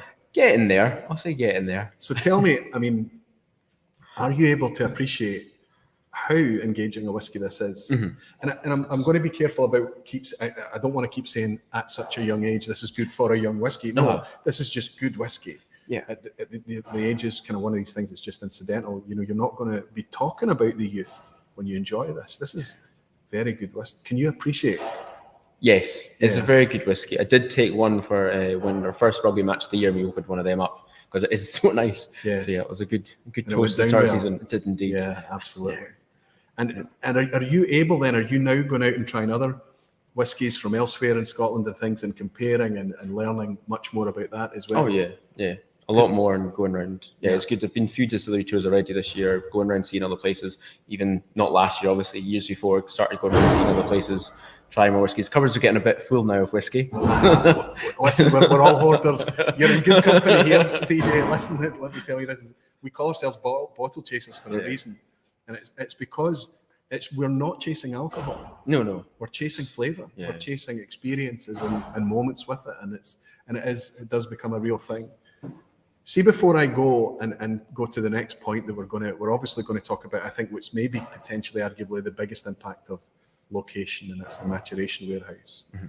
But can I share something with you?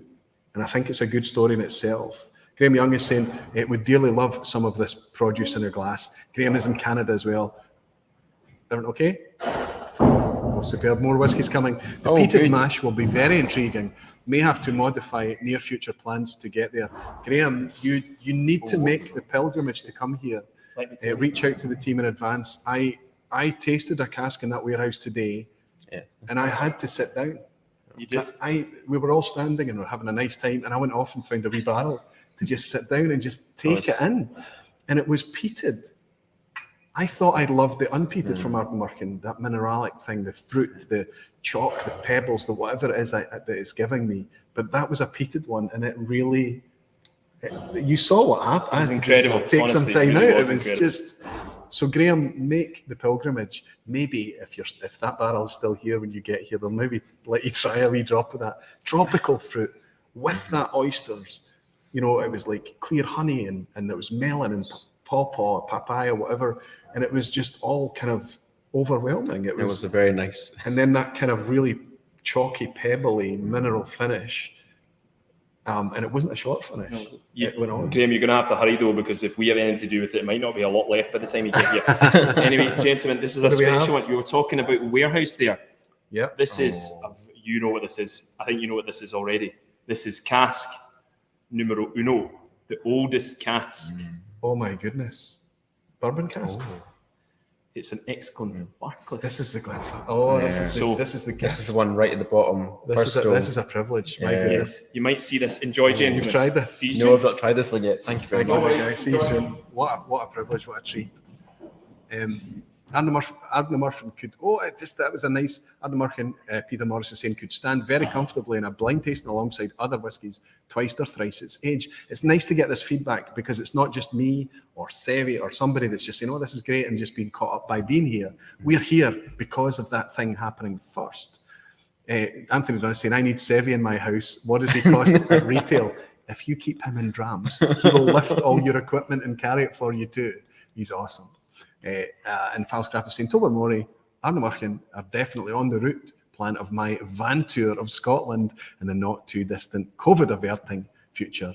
Amen to that, Falscraft. If you arrive here, I hope there's an opportunity for me to shake your hand as well. And Gregor Dykeman is saying, I'm a fan of Ardnamurchan now, such nice people, and what a beautiful distillery. That's a good segue in, Gregor. I wanted to say something to you.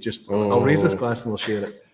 What's amazing to me is the people thing, as we've talked about. People are, I think, one of the most underrated parts of anything we enjoy in whiskey. It's just somebody to enjoy it with, or somebody that's actively involved in changing it. And it takes passion, and it takes dedication, and it takes, I think, I detect from you, you're loving this, being here. Oh, yeah. You're loving this job, you're loving this environment, you're loving this thing that you didn't plan, and yet you're here and part of it. Yeah, absolutely. Fantastic. Cheers. DJ, thanks for looking after us, buddy, and I'm so glad that you've got this here on your doorstep. We're going to head over and hang out with Connal, who's going to come in from warehouse number one. Warehouse one. Downstairs. You'll see this cask as well. Fantastic. And we're going to talk to us about location versus maturation. Cheers, buddy. Cheers.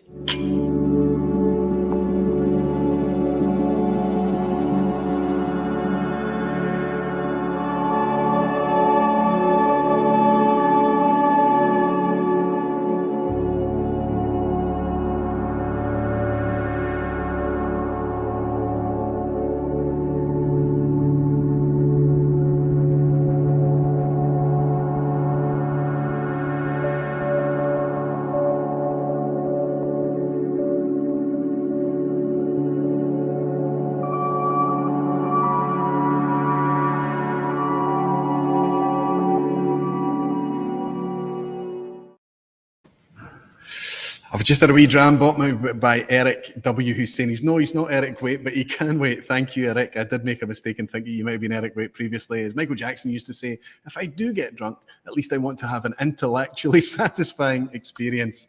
Good for you, Eric. Thanks very much for your dram. Fantastic. I'm going to draw in Connal, who's been very patiently waiting in Warehouse 1. Connal, you're good to come in, my friend, I hope. How are you, Connal? Hello. Looking... Oh, fantastic! Do we want a bigger scene there? Let's have a look at where you're standing, my friend. This is quite fantastic. There we are. Now, right that in is the significant. We're probably looking at about, what would you say, 30 or 40 meters down to that door there. at least right down. There's to a the lot of whiskey in Warehouse 1. But There is. up above you, you've got another warehouse the same size. Just give us an idea of the scale of the maturation warehouses here on site. So this is Warehouse 1, what we call lower, and we've also got the same above. Now this is what we would call a traditional dunnage warehouse, 3 casks high, earth floor.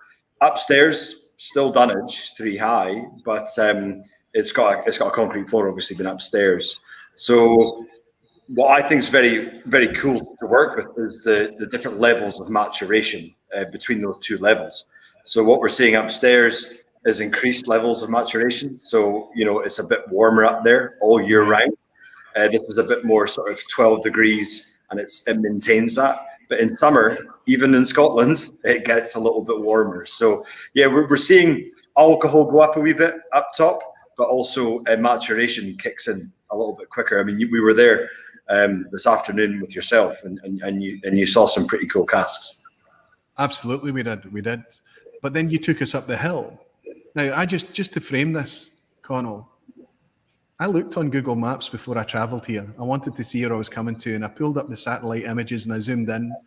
There is nothing on Google Maps. It's a field. There is nothing here. And now you turn up and arrive here.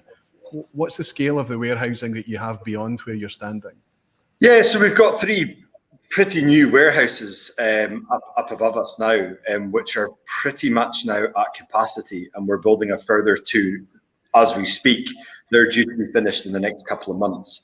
But in regards to casks on site, we're looking at about, I think we're close to nearly 13,000 casks now sleeping here in Ardnamurchan. So it's, you know, there's a lot of liquid sleeping. So yeah, our output is probably not going to reach 400,000 this year, but that's sort of where we're going. 400,000 litres of alcohol a year. But you know, we've just been increasing slowly as years have gone on, and trying to keep on stock for later years. Callum Muir is interrupting to say, Aquaviti, I hope you can get Connal to explain who gave them that -- 1 cask. Is that allowed? So no, I just thought I haven't looked at it in such a long time. So I'm with Sevi in the warehouse here, and we just cracked it open and wanted to have a wee look at it. It's actually it was a gift from John Grant of Glenfarclas, who came to our opening day and presented a fine sherry butt, refill sherry butt for us to fill our first spirit into, which we gladly did. So yeah, we just haven't had a look at it in such a long time. But I thought it would be a nice moment for you to hopefully enjoy our old. It absolutely is. This is a very aromatic whiskey. And yeah, I challenge anybody to put their nose in this and get that, you know, those aromatic fruits, those ripe fruits, those kind of almost cooked fruits, certainly overripe fruit, overripe melon I'm getting, and a lovely bready dough and gentle spice. Yeah. Just, I would join it, but I don't actually have it in the glass. He's disappearing off screen, and everyone is saying, "Hey!" There we go. Sorry. I keep forgetting these guys at all the distillery, and it's very late at night. Huge thanks to the folk at Ardnamurchan giving up so much of their personal time to the vPub. Absolutely. But what's come out of this is that we're actually speaking to fellow and being welcomed by fellow barflies. These people are already watching the vPub and joining in, and actually asked in the car tonight if they were could be considered honorary barflies, and I said no, they're just barflies. They just are. That's what they are. Fantastic. Kilter Drama is saying, I'll take that challenge, lol. And Falsgraf is saying, and a thumbs up for the description of geographic and infrastructural reality of the premises. Fantastic. Thank you so much, Falsgraf. And thank you for pointing out, you're absolutely right that these guys are all staying very, very late into the night and even the wee hours of the morning in order to bring this, not just to people in Europe and the UK, but obviously across the States and everywhere else on the replay as well. Shay Francis is asking, we'll just drop this in here, Connal. He's asking, is there any news of a second distillery exclusive? Yeah, there will be. So we're working on a few things. So we are working on a hand fill cask, which is nearly commissioned and ready to go. And that'll probably, to be honest, I don't know if you can see, you might be able to see somewhere here. There's some octave casks, 55 litre fills. And we've got quite a lot of them, which is great. So this will be something that they're all sort of from 2015, 16, 17. We're going to probably use them for our sort of hand-fill warehouse release, if you like. Fantastic. So why would you mature something in an octave? And just to give a sense of scale, an octave is considerably smaller than any of the barrels that we're used to seeing in whiskey. Almost a one-man carry type barrel, right? Yeah, well, you can, yeah. I mean, Sevi could definitely get one on each shoulder, but we actually started experimenting with these at the very beginning in 2014, and it was basically to try and see what our spirit was doing with a bit of rapid acceleration. Obviously, it's a smaller surface area, so the spirit would develop quicker. And we actually released them. You may or may not remember that we did. Yes, I do.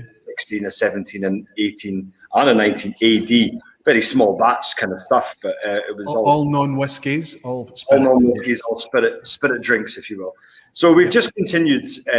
We've slowed down now, but we've always continued to fill the odd octave when they come over from Jerez. So they're great wee casks, and we've got also refill of these as well. So the refill casks are looking fantastic. So yeah, we'll probably continue to use them for the hand fill, we are about to select a single cask for the VC again. And yeah, there's lots going on just now. We've also just launched a membership club. We've now reached 300 members.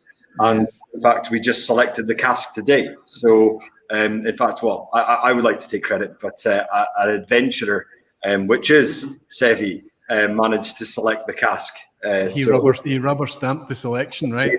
Yeah, you did. But it was honestly, I think it was unanimous. It was. I think we were all there agreeing with the decision. Yeah, absolutely. Yeah, absolutely. And I think it's one of the things. It's almost like Alex or somebody in here or the team think out of the box, because you talk about, firstly, the majority or 99.999% of Ardnamurchan is matured at Ardnamurchan. Yep. So the location, the environment, whatever that's doing is happening because it's matured there. But there are also independent bottlers releasing Ardnamurchan. Yep. And instead of that, in that traditional environment, that kind of conservative, protectionist, brand protectionist dynamic that we see, Ardnamurchan is much more representative of the Scotch whisky industry that we know as a whole, that cooperative, collaborative, that thing that exists from trading cask that's happened for years. You're actively saying, no, please bottle our expressions, bottle our whisky as an independent. But let's do it together in collaboration. Let's select the casks in collaboration. That's a completely fresh outlook in itself. Absolutely. I mean, to be honest, I mean, okay, 1800s history with Adelphi, we were a distillery in Glasgow. But, you know, more modern history from 93, 92, end of 92, 93, we are an independent bottler. That's where we have come from. That's our roots. And it would be so hypocritical of us not to work with the independent bottlers that we know and love and work with closely anyway. So yeah, of course, you know, there's been a few SMWS bottlings. There's been, you know, Ian at North Star is I think it was leaving his warehouse today. And you know, there's a good few others that we're working with closely in the pipeline. I don't want to ruin the surprises, but you may or may not be able to guess who that may be. Fantastic. Well, I do know some brothers. Some significant distant north of here. Yes. In a wee town that begins with, or a wee village that begins with a D, right? Yeah, Durness. Yeah, fantastic. Sandy McDonald is saying, great show. Reminds me of my recent stay at Rassie Distillery, which was absolutely stunning. I have to say, I can imagine the scenery. I've not been to Rassie either. I'm sure that they gave you a fantastic welcome too. But I think you're appreciative, Callum, here, the team here, how much effort would go into somebody getting here, that you are very welcoming and appreciative of the effort that people have made in order to get here, right? Yeah, I mean, obviously, you've been here yourself, so it takes effort to get here, and it's not straight roads to get here either. So you've got to really be dedicated. A lot of the trade that passes, they're going to Mull or they're going further afield, and they almost, oh Christ, there's a distillery here, but. Yeah. You know, people who make the effort to come here and come and see us because of where we are, of course, we're very appreciative of that. And, you know, we want to make you feel at home with genuine Highland hospitality. That's what we're all about. Well, I appreciate that the hospitality has been thrown out to the fullest here, because I know that this is a very special thing. This cask in particular, this is very, very, you know, all the nose that I shared with you, that fruit, that bready, doughy thing. But on the palate, I'm going to I think this could be European oak, this cask, because it's dry and spiced and very communicative, quite vibrant even, and it leaves your palate with that unmistakable spice that you tend to get from European oak. Is it? Yeah, it is. It definitely is European oak. Red berries as well. You said bready, I would go brioche, but yeah, look, honestly, it's not a dram for the faint-hearted. Let's put it that way. I think it would probably take some water quite well. Absolutely. I might just leave it to it's wonderfully rich. It's big, and giving, and sip by sip, it connects even more. And this is an 8-year-old whiskey. We're at 7-year-old whiskey. This is 7 years old now. Yeah, seven and a bit now, which is amazing to say, really. Absolutely incredible. Absolutely. We were just saying that today up in Warehouse 2. You know, I was looking at 2018 stock going, oh, that's now whiskey. You know, Absolutely. So tell me, because we had an interesting chat, and I walked into your warehouse briefly yesterday and at length today, and I turned to you and I said, "Tell me, Connal, tell me it never gets old." And you said, "No, it doesn't get old." So tell us about the environment there. You're in dunnage warehouses, traditional earthen floors, really cold and damp, stable environments. Yes, there's differences between the upper floor and the lower floor. Just give us a concept of that location there, what it's doing to that whiskey, and what the experience of walking into that environment is. Well, for the first time, you know, you go down any row now, you're seeing mold on the ground, which is a good thing. And I'm sure that every barfly here tonight will appreciate that when you walk down in the Toon in Campbelltown or in Speyside in old distilleries, there's mold, and I mean there's genuinely matter growing on the ground, which is a very good thing. But you know, I think we're very lucky the fact that we age everything on site. You know, we sit on the shores of Loch Sunart, which looks out to the Isle of Mull. And you know, I'm not going to start talking about sea spray and all that kind of stuff, but it is in the atmosphere. There's no doubt about it. But yeah, I think we're lucky to have everything and control everything on site here. And I think it's a special part of Scotland, the West Coast in general. And Absolutely. I'm absolutely thrilled that we've got a whiskey with such salinity and body and texture. And I can only blame that, not solely, but certainly a good part of that, to the environment that we're in. So am I being a romantic? Is it because I'm a whiskey geek and I think that, yes, it's the location and oh my goodness, I'm getting mineral and coastline and salinity and sea breeze and I'm getting all of these things. That must be down to the location. Is that just me imparting my interpretation onto the whiskey? Is there consensus on this? Do you feel the same? Absolutely. I mean, there's an unbelievable saline quality in all Ardnamurchan, even, you know, unpeated, peated, it doesn't matter. We have that same structured core style throughout all our spirit. And I genuinely, I don't know where it's coming from. I mean, I wish I could tell you for sure. There is the black heart, if you like. There is something there. Whiskey is taking care of itself in some way. I know, like Roy, you know. Let me put you on the spot. Let's give yourself up to a bit of whimsy, Connal. Alex hoped that you might get a mineralic quality in the whiskey. Yep. Maybe because of the water source, maybe because of the environment, whatever. Lo and behold, you ended up, after maturation, with a mineralic quality. Sometimes it's chalky, sometimes it's pebbles. For Alex specifically, he gets seashells and oyster shells from it, and I get that completely. Give yourself up to whimsy. Where is it coming from? I'm more now thinking towards that it could be with our reduction water. So what we actually reduced our spirit from the still. Pre-fill. Yeah, 63.5. So we put it, the peaty, the soft, beautiful peaty water comes off the hill. We put it through a UV filter. It doesn't take anything out of the water, but we reduce it down to 63.5, and that goes straight into the cask. Now, the environment has got to play a massive part in it, because everything that we're making, as you know, our barley majority now it's all Scottish, but it comes from Fife, you know, so we're not growing barley here in Ardnamurchan. You know, we're not peating on site yet. We don't need to talk about the T word. We don't need to talk about I'm not going down there. Christ, it is all Scottish barley. But sorry, I've interrupted you. I didn't mean to interrupt your flow, my friend. No. Yeah. So I want to think that it's a combination of the water that we reduce our spirit with, and we just leave it alone to do its thing and breathe in the environment that it's sitting in and sleeping in at the moment. And yes, that is very romantic, but whiskey is romantic, and you know, we're allowed to say these things. Absolutely. And you hold that glass up to your nose right now. It's overpowering that, you know, that lovely fruit, that vibrance. It's so communicative, right? And yet, it's been maybe a minute and a half since I took my last sip. I don't know. And what's left on the palate, that minerally, pebbly, it's here. This is less salty. but there's still a wee bit of salt in here. And this is with the first cask you ever filled. First cask, yeah.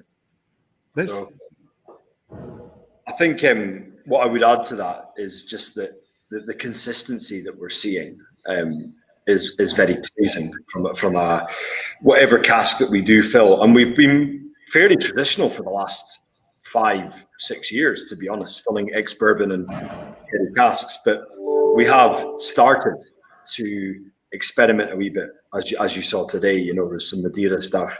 There's some four square rum barrels coming direct from Barbados, you know, and other bits and pieces. But, you know, I think it's the consistency of our spirit that's managing to handle different types of wood, be it refill or first fill, is for me. And I think you're fortunate enough to have that weight and that body and the robustness of spirit to stand up to all those casks. That it doesn't seem to matter what you're putting it into. You're having positive effects and results from all of these things. I think it is, and the amount of casks that we saw there. We saw Chardonnay. We saw, as you mentioned, we saw rum. We saw PX and Oloroso.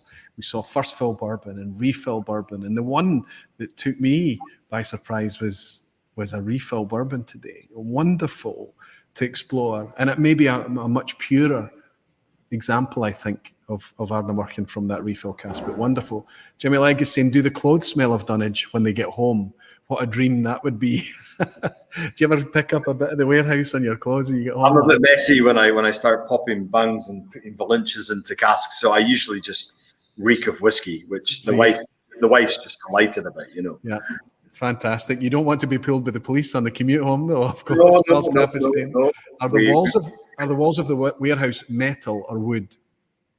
They're metal. Yeah. Modern build, earthen floors, concrete lanes, 3 stacked wooden hat. You know that you can imagine it with the chalks in place and the beams. It's absolutely what you imagine a whiskey distillery to look like. Metal walls in this case, maybe 200 years ago, 150 years ago, they would have been building 3 feet thick dry stone warehouses and things, or walled warehouses. Celtic Drama is saying, spoke to Connal about this recently. There is a distillery close to where we live, and I spoke to the manager recently, and they told me that their own spirit is not matured on site. Absolutely, it's the fact, because of efficiencies, because of the evolution of the Scotch whisky industry, it's often the case that the whisky produced at a distillery sometimes isn't even filled on site, let alone matured, so it's often trucked away and matured centrally. It's just the way that the whisky industry is evolved. I would suggest that's not often the case in newer distilleries where there is planning permission, warehouse built in place, the idea is to mature. Oh, it's the sound again. A wee bit. Busy. I'll get it. It's incredible. Just a wee bit crackly. That sounds better. Speak. Yeah, well, I've got rid of the buzz. Let's see if I can get the sound back. Is that okay, Connal? Yeah, that's fine. That's perfect. Okay, this is frustrating, and I'm worried that this will plague me beyond here, because this is not the first time it's happened. I don't know what's going on with the audio. I need somebody to help me debug. Anyway, yes, we were talking about I lost you to robot. Centralized warehousing. Yes. Yeah. We're talking about centralized warehousing. So is that okay? Yes, we've got a thumbs up. Good. And I think that's okay. I think it's just a necessary thing. It doesn't stop us from enjoying the whiskey or rejecting whiskey because it has not been matured on site. But I think it adds to the provenance. Let's not use the T word. We're talking about provenance of whiskey when we know that it's been matured on site and it's been under your watch, start to finish. It's not been matured in mixed warehouses. It's not been matured in palletized warehouses. It's been matured in probably the spirit of, pardon the pun, the spirit of traditional malt whiskey maturation, and dunnage style warehouses there. And the scale surprised me today, Connal. I kept talking about it. We kept talking about getting a shot like this so that we could see the depth of the stocks that you're talking about and just how much whiskey and the size of these warehouses. This is not insignificant. This is a big scale thing, and it's wonderful for a whiskey enthusiast to see. Andrew Pearce is saying it's great that there are still these unknowns that makes whiskey taste the way it does. Absolutely. Bud Jenkins is saying great guitars are like whiskey. What makes them great is part science, part art, and mystery. I agree. And I don't care if it's romantic. I don't care, Connal, if it's whimsical. Because we are drinking something that should be poisonous, that we absolutely love. And it is the only reason for this spirit to exist is to remind us what it is to be alive. So it makes sense that we are going to dive into every rabbit hole and try and uncover what it is that's doing that to us while we have the breath to be alive, right? My friend, I think I also detected from you throughout today, it's a privilege to be here with you today, that you are very happy to be here. Yes, I'm living the dream, and that is literally am. There's so many different things going on with Ardnamurchan and Adelphi just now. It's hard to keep up, but it's every day is a new day, and the team, the production team here, the team down at Life who do all our logistics and bottling. We've got a really special team just now, and it's great to be part of it. I have to say that every moment today, you just went from point to point. It was like running up steps of enthusiasm. You know, you're like, everything we talked about spurred a new inspiration from you. Oh, you're telling us about this cask and telling us about the next cask and telling us about another thing, climbing up onto casks and helping us, showing us how to remove a bung from a cask. And you could see that you were absolutely enthused and loved sharing this. So when I asked you when you walked into that warehouse, tell me, Connal, tell me that it never gets old. Does it? No, not yet. Certainly, no. I can't see it ever getting old. I mean, we're at the start of our journey with Ardnamurchan. We've been out for a year now, and I just can't wait for it to keep growing and to keep experimenting. But we'll still keep doing our usual stuff. But I just can't wait to see what else comes of this. It's I think it's going to be a roller coaster, but I'm gonna strap myself in for it. How much of it would you put down to this place that you're standing in right now?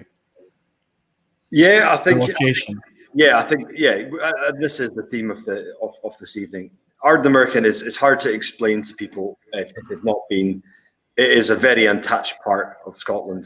I mean, we went for a swim just before this tonight, and we were saying, you know, there's not many people who have ever swum where we swam today. You know, just a random beach on the peninsula looking out to the Isle of Skye and Egg and Mac, and it was just, it's a very special part of Scotland, and we've managed to create a whiskey which I think is true to its location.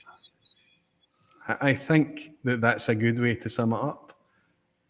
Maybe you planned it, maybe you had a dream, maybe you had an idea that that's what you could create, but it's absolutely what you've created. And I think it does, in so many respects, fit in with my whimsical idea of a Western Highland style. But not only just a Western Highland style, a fruity, interesting, characterful, robust West Highland style for all its salinity and everything else. I think it's fantastic.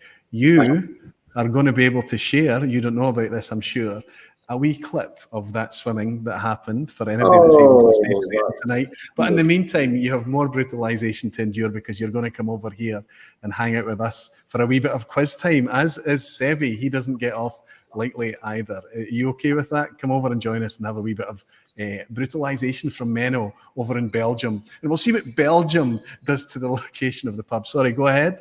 We've got one more thing to do. Two more things, one from me and one from Sevi. But from me, I just wanted to cover, because this is the perfect audience to talk to this about, and I'll wrap it up really quickly. Share it. Take as much time as you need. I'm going to give you the screen. Go on. Hey, so Barflies, we have just received 1,000 litres of Dornoch new make spirit. Now, what we're doing a wee experiment with Phil and Simon up at Dornoch Distillery. So we've basically been working with crafty maltsters, a very small maltster in Scotland. We've selected the same crop of barley, which is in sort of aging style of Laureate, and we have ran it through our distillery pretty much at the same time. Now, we are going to essentially take the new make from that spirit. We've got a tank of Ardnamurchan and a tank of Dornoch.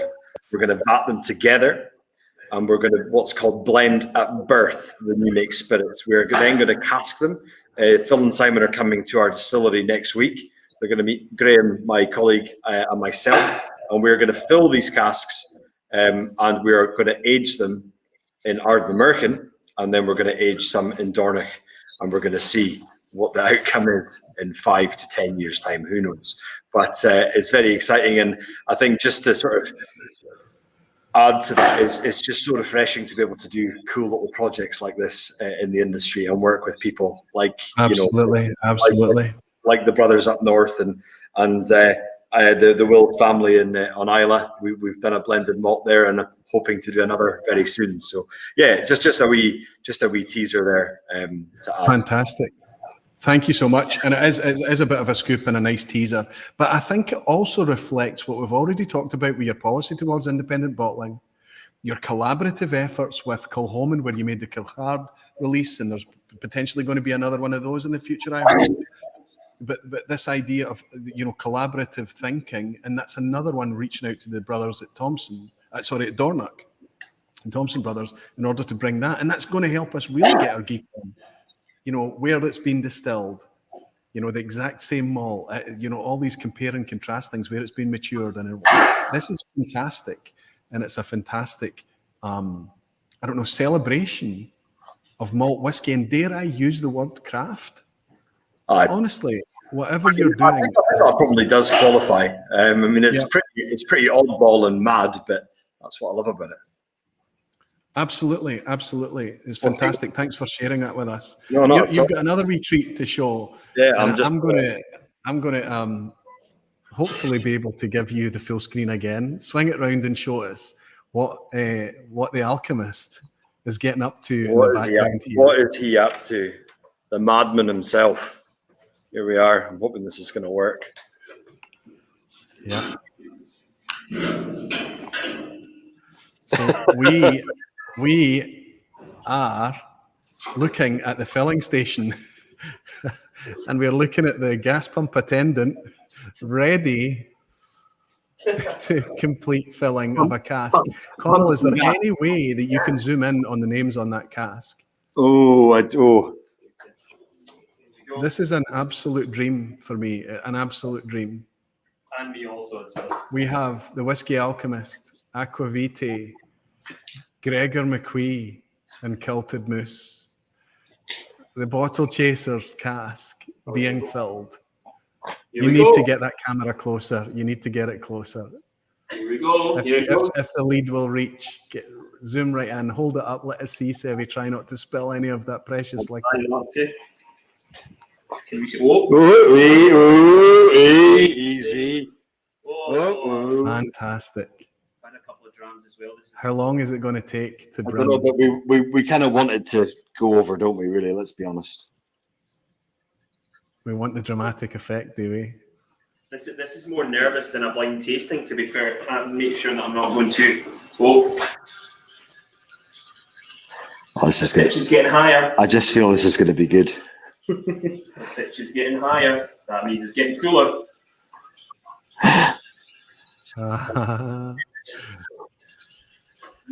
You must be hearing that noise. It must be. Squeeze in as much as you can. Give it a shake, Sevi. I'll give it a shake. Fill it to bursting. All I can say to everybody, don't do that. All I can say is that the smell is absolutely phenomenal. Like of the spirit, it is magical. I've actually still got quite a lot to go here. I did think you gave it a. Come on. It's coming.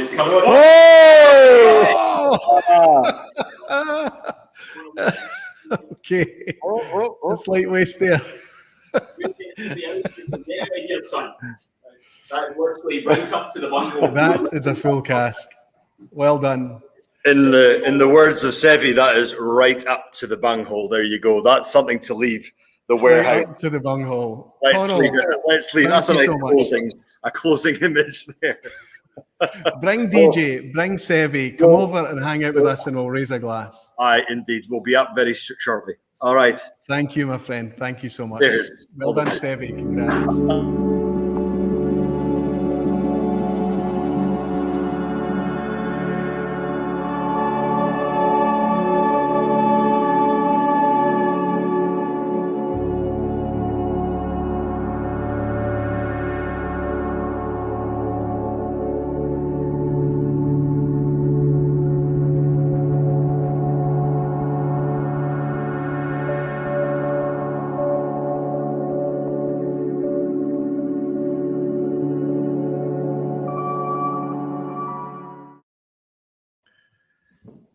Quite amazing, quite amazing. Thank you to everyone. Thanks for that. As you can see, a lot of people specifically asking about the cask, and it is an absolute privilege. It's something I would otherwise be excluded from, but it was only because we'd kind of planned it for a while and we'd clubbed together as a group of 4 to be able to do that. I couldn't have thought of a better liquid to fill it with. So well done, Sevi. I'm really excited to be part of that, along with Gregor McQuee, my friend Sevi, my friend Kilted Moose as well. Fantastic stuff. Everybody, please come on in and enjoy being uncomfortable and under pressure with everyone else as we welcome in my friend who's in the background over in Belgium. And I'll introduce everybody one at a time to the remarkably frightening yet pleasant in appearance Menno. This is occasionally Menno will come in and host a quiz at the end, usually to take a bit of pressure off me, Menno. I really do appreciate it. But oftentimes the quiz can be challenging. There's a seat round here. Alex, if you can make your way around, hopefully what we can do is have it so that everybody's going to be on screen. Hopefully Connal, DJ and Sevi is going to make it in its shot as well. Are we missing anyone? Is there, somebody's going to need to sit on the... How about the operational team? Absolutely. Just bring everybody in. As the only demand is that they have to have a glass in their hand and they have to be willing to play the quiz like everybody else. The quiz at the end is always just a wee bit of fun in the hope that it piques a bit of curiosity. What you need, though, is you need a piece of paper with A, B, and C written on it. Jenny's got it. She's already done it. Fantastic. This is a team effort as well. It's already prepared. Superb. This is a team effort. No. There are no teams in the quiz at the end. Everybody is strung out to dry. Listen, this has been absolutely fantastic. There's a couple of wee things that I want to speak to you about just before we move on. We have to talk about, let's bring you in a wee bit more. We have to talk about 2 things. The first thing being barley varieties. We've not gone there. We're not talking anything about earth. We're not talking about terroir today. We're talking about this environment. But you are starting to play also with varieties of barley, right? We will be. We haven't started yet. Okay. We're basically running, as everyone will probably be aware, barley varieties have a lifespan. So we all know and love things like Golden Promise from back in the 80s, 90s. And yes, we do take some Golden Promise every year, even though the yield is very low nowadays. Just frame the yield, because I think that's really crucial that people understand that. You've been on Concerto and Laureate. Yeah. And typically, what kind of yield would you get out of those varieties, modern distilling So varieties? a current variety, you're going to get somewhere between 400 and 420 litres of alcohol per tonne, depending on the distillery, the size and all the rest of it. Golden Promise, you're down at about 370. So a significant chunk down, maybe 10% down already on yield, but that's not the only problem, right? Well, there's 2 other problems, both which generate in cost, basically. So the farmer in his field will get far less crop yield as he's harvesting. Exactly. And that obviously then pushes the price up. So on average in the industry, everyone's here. Go back and slam that door again. On average in the industry, you're paying about, say, give or take, and this fluctuates depending on harvest and demand, say £500 a tonne for malted barley. For Golden Promise, you're up in the 700s. So once you add that to the reduced yield, and the increased price, you could be up close to 75% or 100% more, double the price. But look, we tried some today. Do you remember? It's been what, 3 weeks? I can, if I close my eyes, I can still taste it now. And it's fantastic. It was 3 weeks in a cask, and it tasted very new makey, but there was lots of colour already from a Madeira cask, if I remember well. And what a treat to be able to taste that. Quite incredible. So that's interesting. But this is an important one as well. Tell us what the Ardnamurchan Trust is. I mean, I'm starting to dig, as I dig and dig and dig more, there's more Alex Bruce DNA around this place than... No, I'm not holding my hands up. But see, honestly, am I right or am I wrong, right? And I know that it's a team effort, and I know that it's this thing, but these are innovative things. Yeah. And it needs drive, and it needs somebody with tenacity to hunt it down and know. It never gets boring. It's not going to be easy to achieve these environmental, this sustainable things. But then there's this other thing on top called the Ardnamurchan Trust. What is that? So just to put it into kind of perspective, we have a fantastic team. We're a small company. Yes, we've grown a lot. 16 years ago, there was just 2 of us. And we're now around 30, give or take, depending on the time of year. But we also have very good local ownership. So the majority of our shareholders, hands and the people that are here. They are here. They are managing the land around us. They're part of this symbiotic relationship. Got some contraction going on. That's an applause from the stills in the back. So the Ardnamurchan Trust is very much part of their domain. It's a charity set up for the Ardnamurchan community, and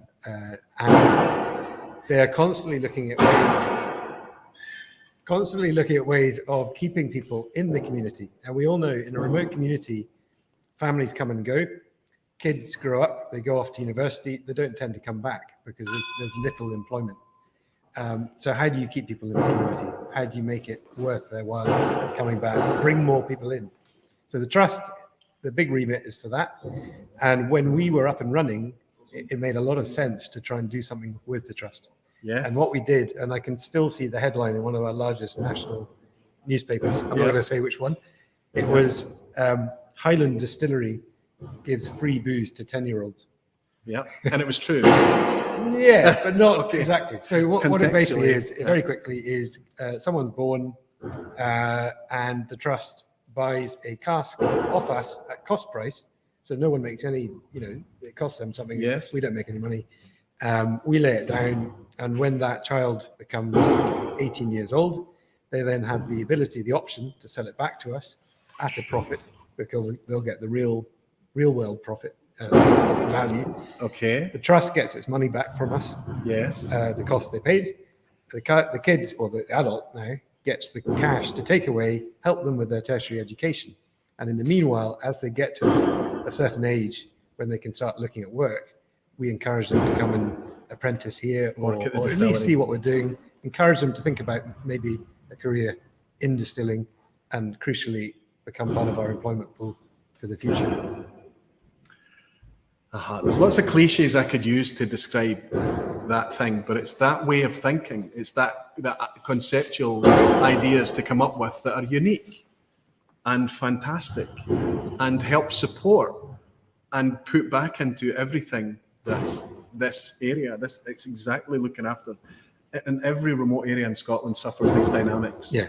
That brain drain, the youth drain as they go to university, wherever it may be, and very often don't come back again. It's a problem. And yet another way, a generous and innovative way to help. But tangible. Everything we're doing, you can see it working, and that's crucial and really rewarding at the end of the day.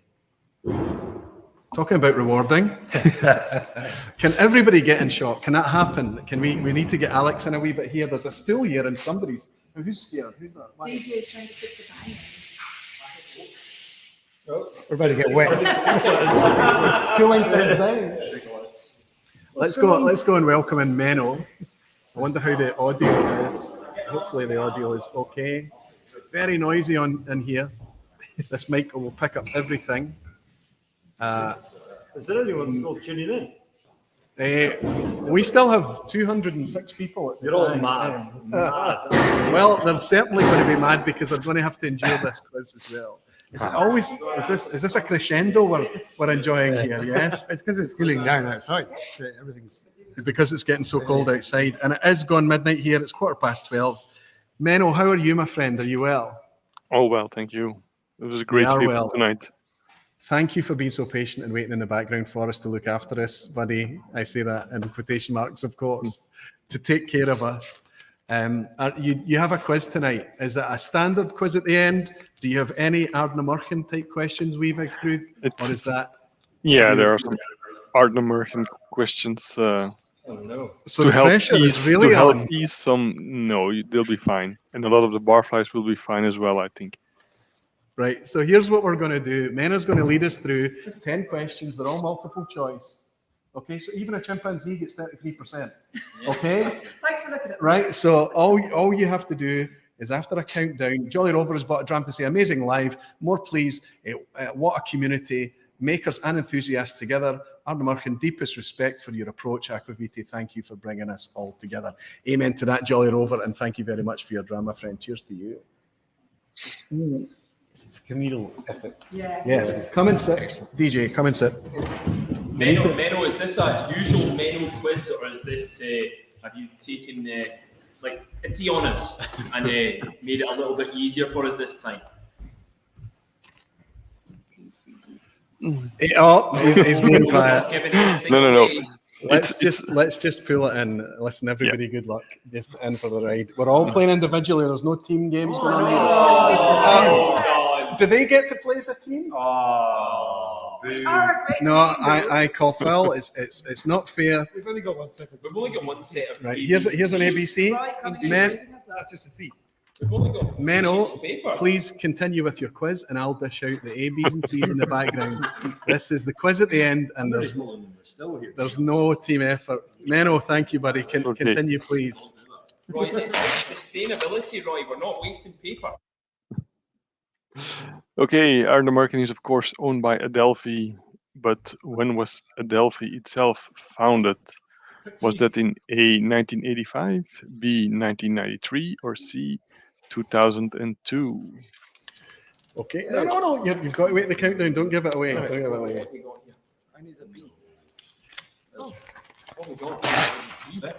Yeah, but we can't do it yet, can we? No. See, we need to give the chat a chance to answer. You see, All right. and without giving anything away. Got one right. They're all going. They've all got it. They know more than us, They do, which is And not hard. this is what you discover week after week. The community knows more than any of us. It's quite an amazing. Somebody wrote F, which is quite. Yeah, that's usually their way of saying I'm not sure. Fantastic. Clearly, I'm going to go. Can we all give each other 1 out of 1 for that? Because even if I didn't know that, I'm going to take B on this one. Menno, tell us, when was Adelphi founded? Yes, of course. The crowd knocked it out of the park. It's of course 1993. So B. Super. A great year. Am I allowed to object? 1820. Yes, absolutely. You're all Yes, object. yes. The company was actually registered in December 1992. But Menno, you're clear because that was the closest in the multiple And choice. that's what That your was the official closest. website. So you're absolutely fine. That's what Continue, the my official friend. website says. Okay, question 2. And if you've been paying attention, this should be easy as well.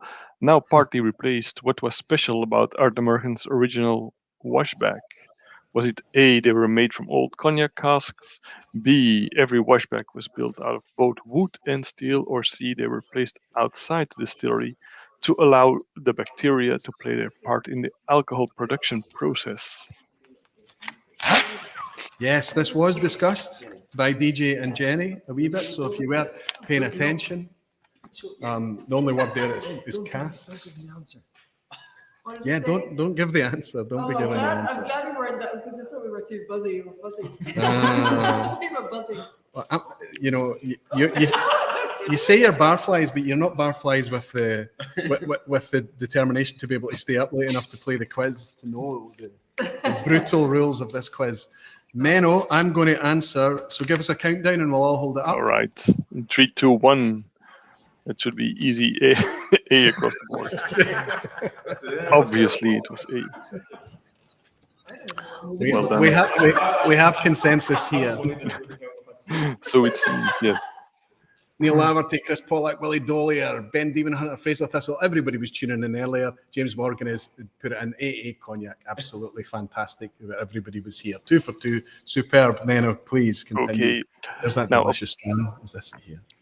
Question 3. Apart from casks, stills from close distilleries occasionally get a second life somewhere else.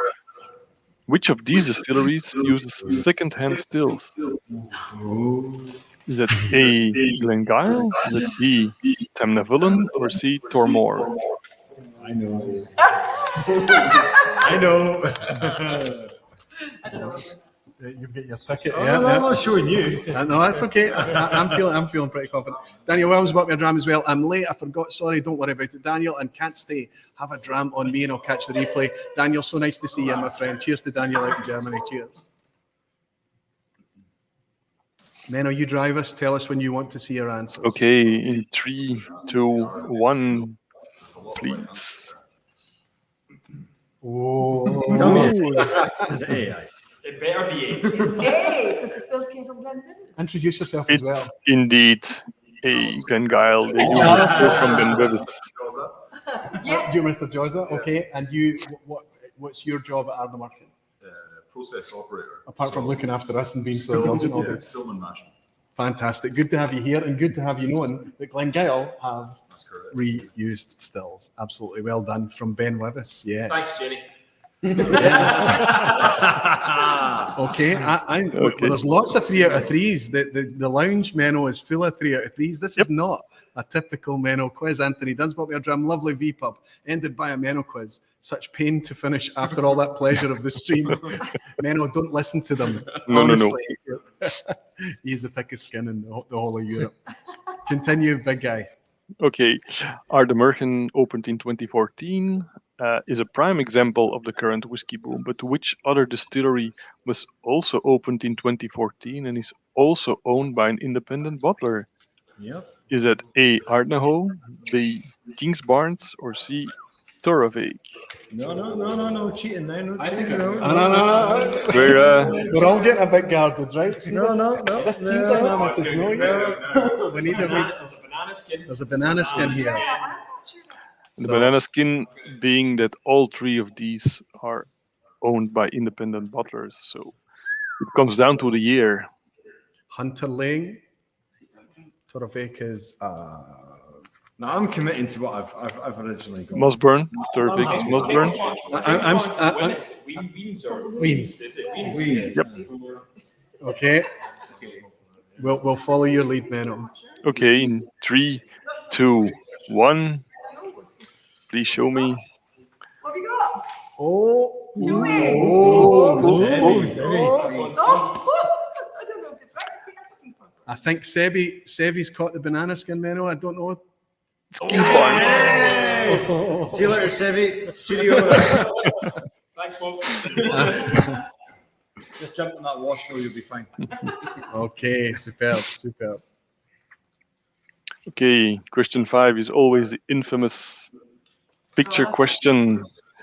And this picture actually comes from Frank Peathead, who is roaming Scottish roads, leading him from distillery to distillery. And which distillery did he visit here? So here's a picture. Is it A. Alblair, B. Knockdhu, or C. Glenmurray? Yeah. I'm hopeless at these questions. Literally every time. It could be. If you get this wrong, don't blame me. Blame Frank. It's Keith. Oh, okay. There is a clue. There's a clue. There's a clue in that. Sorry. But this is a particularly odd angle. I think we're looking at an odd angle, but I don't want to. Maybe I'm misleading you. Can we see the angel shirt? It's from Yeah, actually. Well, that's from a way up the hill up there. If I'm right, Oh, in the list, okay. Is there a distillery parking sign or something? Is that what I'm missing? No, there's the clue is you would be able to see it from a way back there. All right, sorry. Okay, fair enough. Put us out of misery. Give us the countdown first. Okay, in 3, 2, 1. What have we got? It's all over the place. We all think it's a red chimney distillery. Oh no! Brittle! Oh my goodness! Doesn't it like not do? I led. If I was to show you the bigger picture, because I cut off a little part here at the side, it has a big blue sign saying "Welcome to Nagdu Distillery."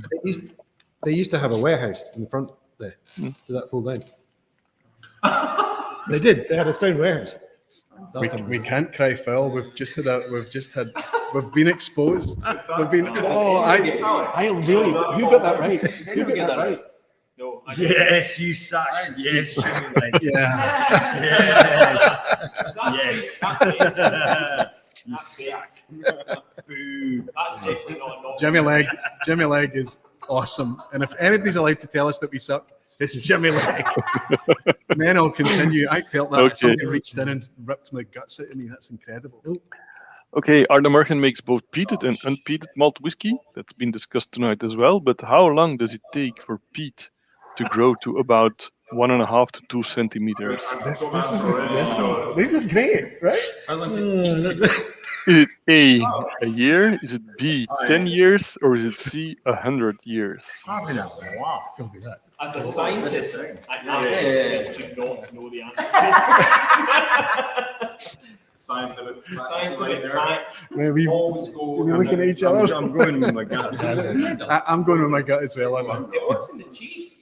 Sorry. What's in the cheese? There's no banana skin here. I don't know. I'm going to go with my gut. Okay, give us a countdown, Menno.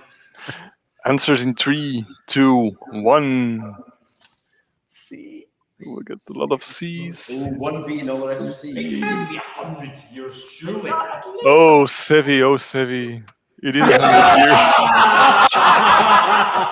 See you later, pal. I thought you left. I'm just going back to cast number 1. Sorry, Sevi. It can't be 100 years, surely. It takes time. years. Okay. Really? So yeah, you can go by that time scale.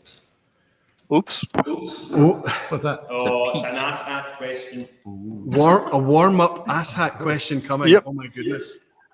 Only a handful of distilleries still have active malting floors, and Lafroig is one of them. How much peat do they literally burn through each year? It's quite a topical subject. Yeah. Is it I get 100%. We never talked about A, it. about the weight equivalent of 10 male elephants, which is around 60 tons? Is it about the weight equivalent of a space shuttle? Or is it about the weight equivalent of the Statue of Liberty? This is a true asshat question. Nobody does them like you, Menno. So what he's doing is he's drawing attention to a very specific real dynamic that exists in whiskey, and he's putting a scale on it, and then he's making us squirm so that we remember what the scale is. Okay, but we all agree that this is probably likely to be a pure guess, right? No. Are you ready to commit? Yes. 3, 2, I am. 1. I'm ready. Yep. Did he count Then- it? Yeah, he did. Yep. Answers, please. Yep. C's, Where did it B's, come? A's. A's. All over the place. Well, like Bowmore, they go through around 5,000 kilograms of peat each week, so that makes up for 200 to 250 tons each year. Wow. Back in the room. Back in the room.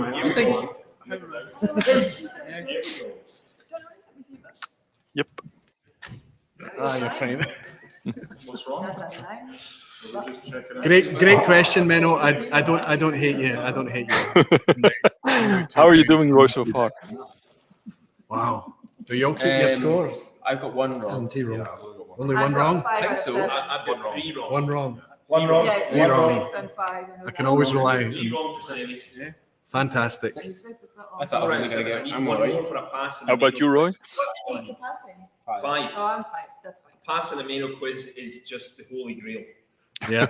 My one wrong is the managing director's fault. Just in case anyone's listening. Don't listen to your Okay. managing. Question 8. Peter Lee is saying Menno the legend, absolutely. And Ebhead is saying that's a lot with Pete. Indeed, absolutely is. And John Delacuisine is saying burn, baby, burn. So he's obviously a Pete head. Okay, buddy, continue, please. Okay, question 8. I may redeem myself a bit here. When Adelphi was founded as an independent bottler, they brought in which whiskey icon as chief nose? Is it A, Dr. Jim Swan? Is it B, Michael Jackson? Or is it C, Charles McLean? Oh, come on. I like this quiz. It's Mr. Insanity himself. Wow. So swanky. You need to scooch in, Alex. You need to come in a wee bit if you can. Menno, this is almost easy by your standard. Almost easy. Well, Almost, I yeah. think it is the easiest one. I think, yeah.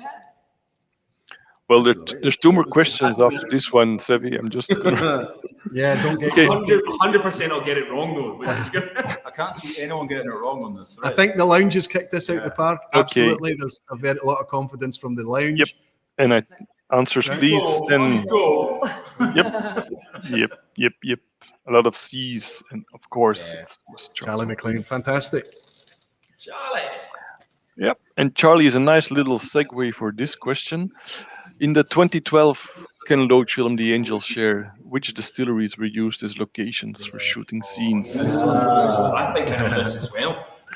Is it I got A, one wrong. Anthony Dunn is saying that the one thing he got wrong was doing the quiz. Sorry, continue. Was it A, Glenfiddich, Glenrothes, and Glenfarclas? Was it B, Balblair, Deanston, and Glengoyne? Or was it C, Cardour, Stratila, and Glendronach? He's unsure. I know. I think I know this. I'm sure.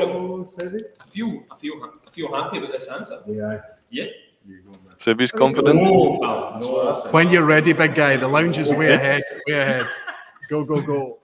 Okay, in 3, 2, 1. Let's not waste any time. Does A lot of- anybody not have B? B, of course, it was B. Remember Balblair? I would always Give yourself a point. Balblair from the outside, Yeah. Deanston from the inside, Glengoyne from the outside. Yeah. Yep. Fantastic. Yeah, Balblair is where they had chafing issues. They had what? Chafing issues. Oh, really? The kilt coming down off the hill. Oh, that's right. Yeah, the walk. Absolutely right. Yeah. It's a great film. Okay, then the final question is, of course, the other There's an asset question. Another asset. It's a Wonderful. doable asset, I think. Okay, following up on the previous question, what is the combined production capacity of the distilleries used as locations in the Angel Share? a lot. Okay. Evil. Is it A, less than the capacity of Kalila, B, exactly as much as the capacity of Kalila, or C, just short of double the capacity of Kalila? Okay, so I can't To be even. fair, I mean, Deanston, Balblair, and Glengoyne. I'm sorry, Deanston, but it has to Balblair, be. Glengoyne. And what's good? 7 million. 7 million. Is it 6.5? Yeah. I would do less. Absolute power. Yeah. Deanston's. Is it? Glengoyne's Double the capacity. I know. I'm Balblair's 2. Are you helping Alex there, Roy? No, we're just. Well, I think we're just conferring. okay. Okay. Like our teams. Okay, I'm gonna. Yeah, I know. It's all right. Well, we're just, okay, Menno, it's a great question. It's a great question. Jimmy Legg is going to be screaming from Nova Scotia, but it's a great question. Well, you say that now. It's the latest. Okay, then answers in 3, 2, 1. C. Ooh. Oh, it splits the room. No way. C. Well, Oh, no, short of double. I just meant just short of the capacity. I should have answered A. Oh, no. Oh, I did the math. Oh, I take it in the chin. okay. Well, I've heard you saying Kalila does about 6.5 million liters Yeah. each year, and although Deanston is not exactly small with some 3.5, 3.8 something, the other two are quite small. So it was a less than a capacity, just short of 6 million liters. I didn't read that. I read the third one. Right, I slipped up at the end. I just, because I didn't read it, I even did the math and I worked out that it was just less, and it was less than double was C, and that's what I went for. But it's wrong. I take it the gin, 7 out of 10. Yeah, no, it was 8 out of 10. Alistair, score? 2 wrong, so 8 out of 10. Sevi? Alain Goodman, 7. 7. 7. 7. 8. 8. So there you go. Only Sevi and Aquavite let the team down. Still, we all got pass marks. We all got come on. We're all feeling a bit of relief, right? Yeah. Menno, I think you've taken the foot off a little bit. Thank you for being considerate tonight. Thank you for adding a few Ardnamurchan garnishes in, and thanks for bringing even the questions that are asshat and oddball still interesting, my friend. I know the work that you put into this for us. I know you do it just for, well, I know you do it just because you're a great guy, but we will keep you in drams, my friend. Thank you so much. Cheers. Thanks for staying up so late as well. I know it's thanks for an awesome vPub, all of you, for meeting. Thanks for an awesome vPub. No, you're very, very welcome, buddy. They're just a fantastic team. Actually, that's how we're going to close out tonight. Actually, we've got another wee. We're actually going to close out tonight and something quite fun. But it's just for anybody who stays up till the very, very end. The way we're going to actually officially close out tonight is I am going to just raise a glass, and I'm going to raise a glass to sustainability and circular economies and knowing where you're from and a sense of place. And just doing the very best you can, not just in terms of your actions, but your plans and your inspiration and your creativity and your thought and your thinking. Callum Muir is saying, thank you, Roy, for a fantastic vPub. And thank you all the team for Ardnamurchan for welcoming us into the distillery. It's been fascinating. Callum, you're a star. Thank you very much. He's a huge fan. And he was sending out tasting packs from his own Ardnamurchan collection to people just so they could enjoy the whiskey. He's an absolute star. What a guy. Thank you so much, Callum. Thank you. Thank you, DJ. Thank you, Alistair. Thank you, Sevi, my roadie. Thank you, Jenny, you star. Thank you for everything that you've done. Thank you for all your hard work and time, Alex. And let's say even thanks to the guy with the easiest job in whiskey, because there's no thing sells itself. Cheers to you. And Jimmy Legg is saying, I asked earlier for you to hug a still and Sevi before you go. Please do it. Jimmy, for you, of course, my friend. I'm getting out of here. I've not been able to hug. Hugging me. So is that kind of You need to hug the still Hug the still as well. Spirit still. Let's go. Here we go. Get a room. There we go for Jimmy Legg. My goodness. It's very cool. Thank you all so much for hanging out with us here. I apologise once more for the inevitable technical difficulties, but the technical difficulties that we had tonight is nothing compared to what these guys have gone through this week. I hope that they're going to be back in production again very, very soon and all fixed. Let's raise a glass to all the beautiful whiskey folk and dedicated barflies. Oh no, I need to catch this. Terry Dolan has bought a dram as well, and look, it's going to jump. Terry Dolan, I've caught it, I've missed someone else. And Alexandru Sochu, I always get your name wrong, my friend. He's saying on location, have their quirks, but they are simply delicious. Thank you, everyone involved. And Terry Dolan in Northern Ireland as well. Thank you for your drams. Let's raise a glass to all the beautiful whiskey folk and dedicated barflies. Thank you all for your time and for hanging out with us in another vPub. I'll see you next week, where Ralphie and I will be talking all about... We'll be talking all about the Online Whiskey Awards. I hope that Ralphie and I can welcome you next week. Thank you, folks. Thank you all so much. You're all very dearly loved.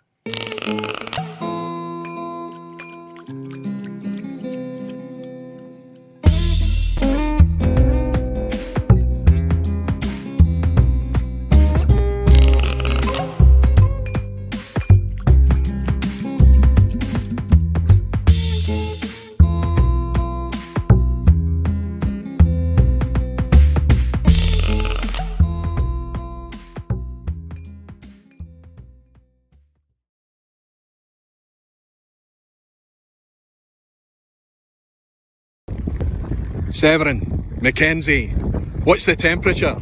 I don't know what, 14 degrees, I would say, yeah. Positively, Barley. I would say. Aye. Let's go. Aye.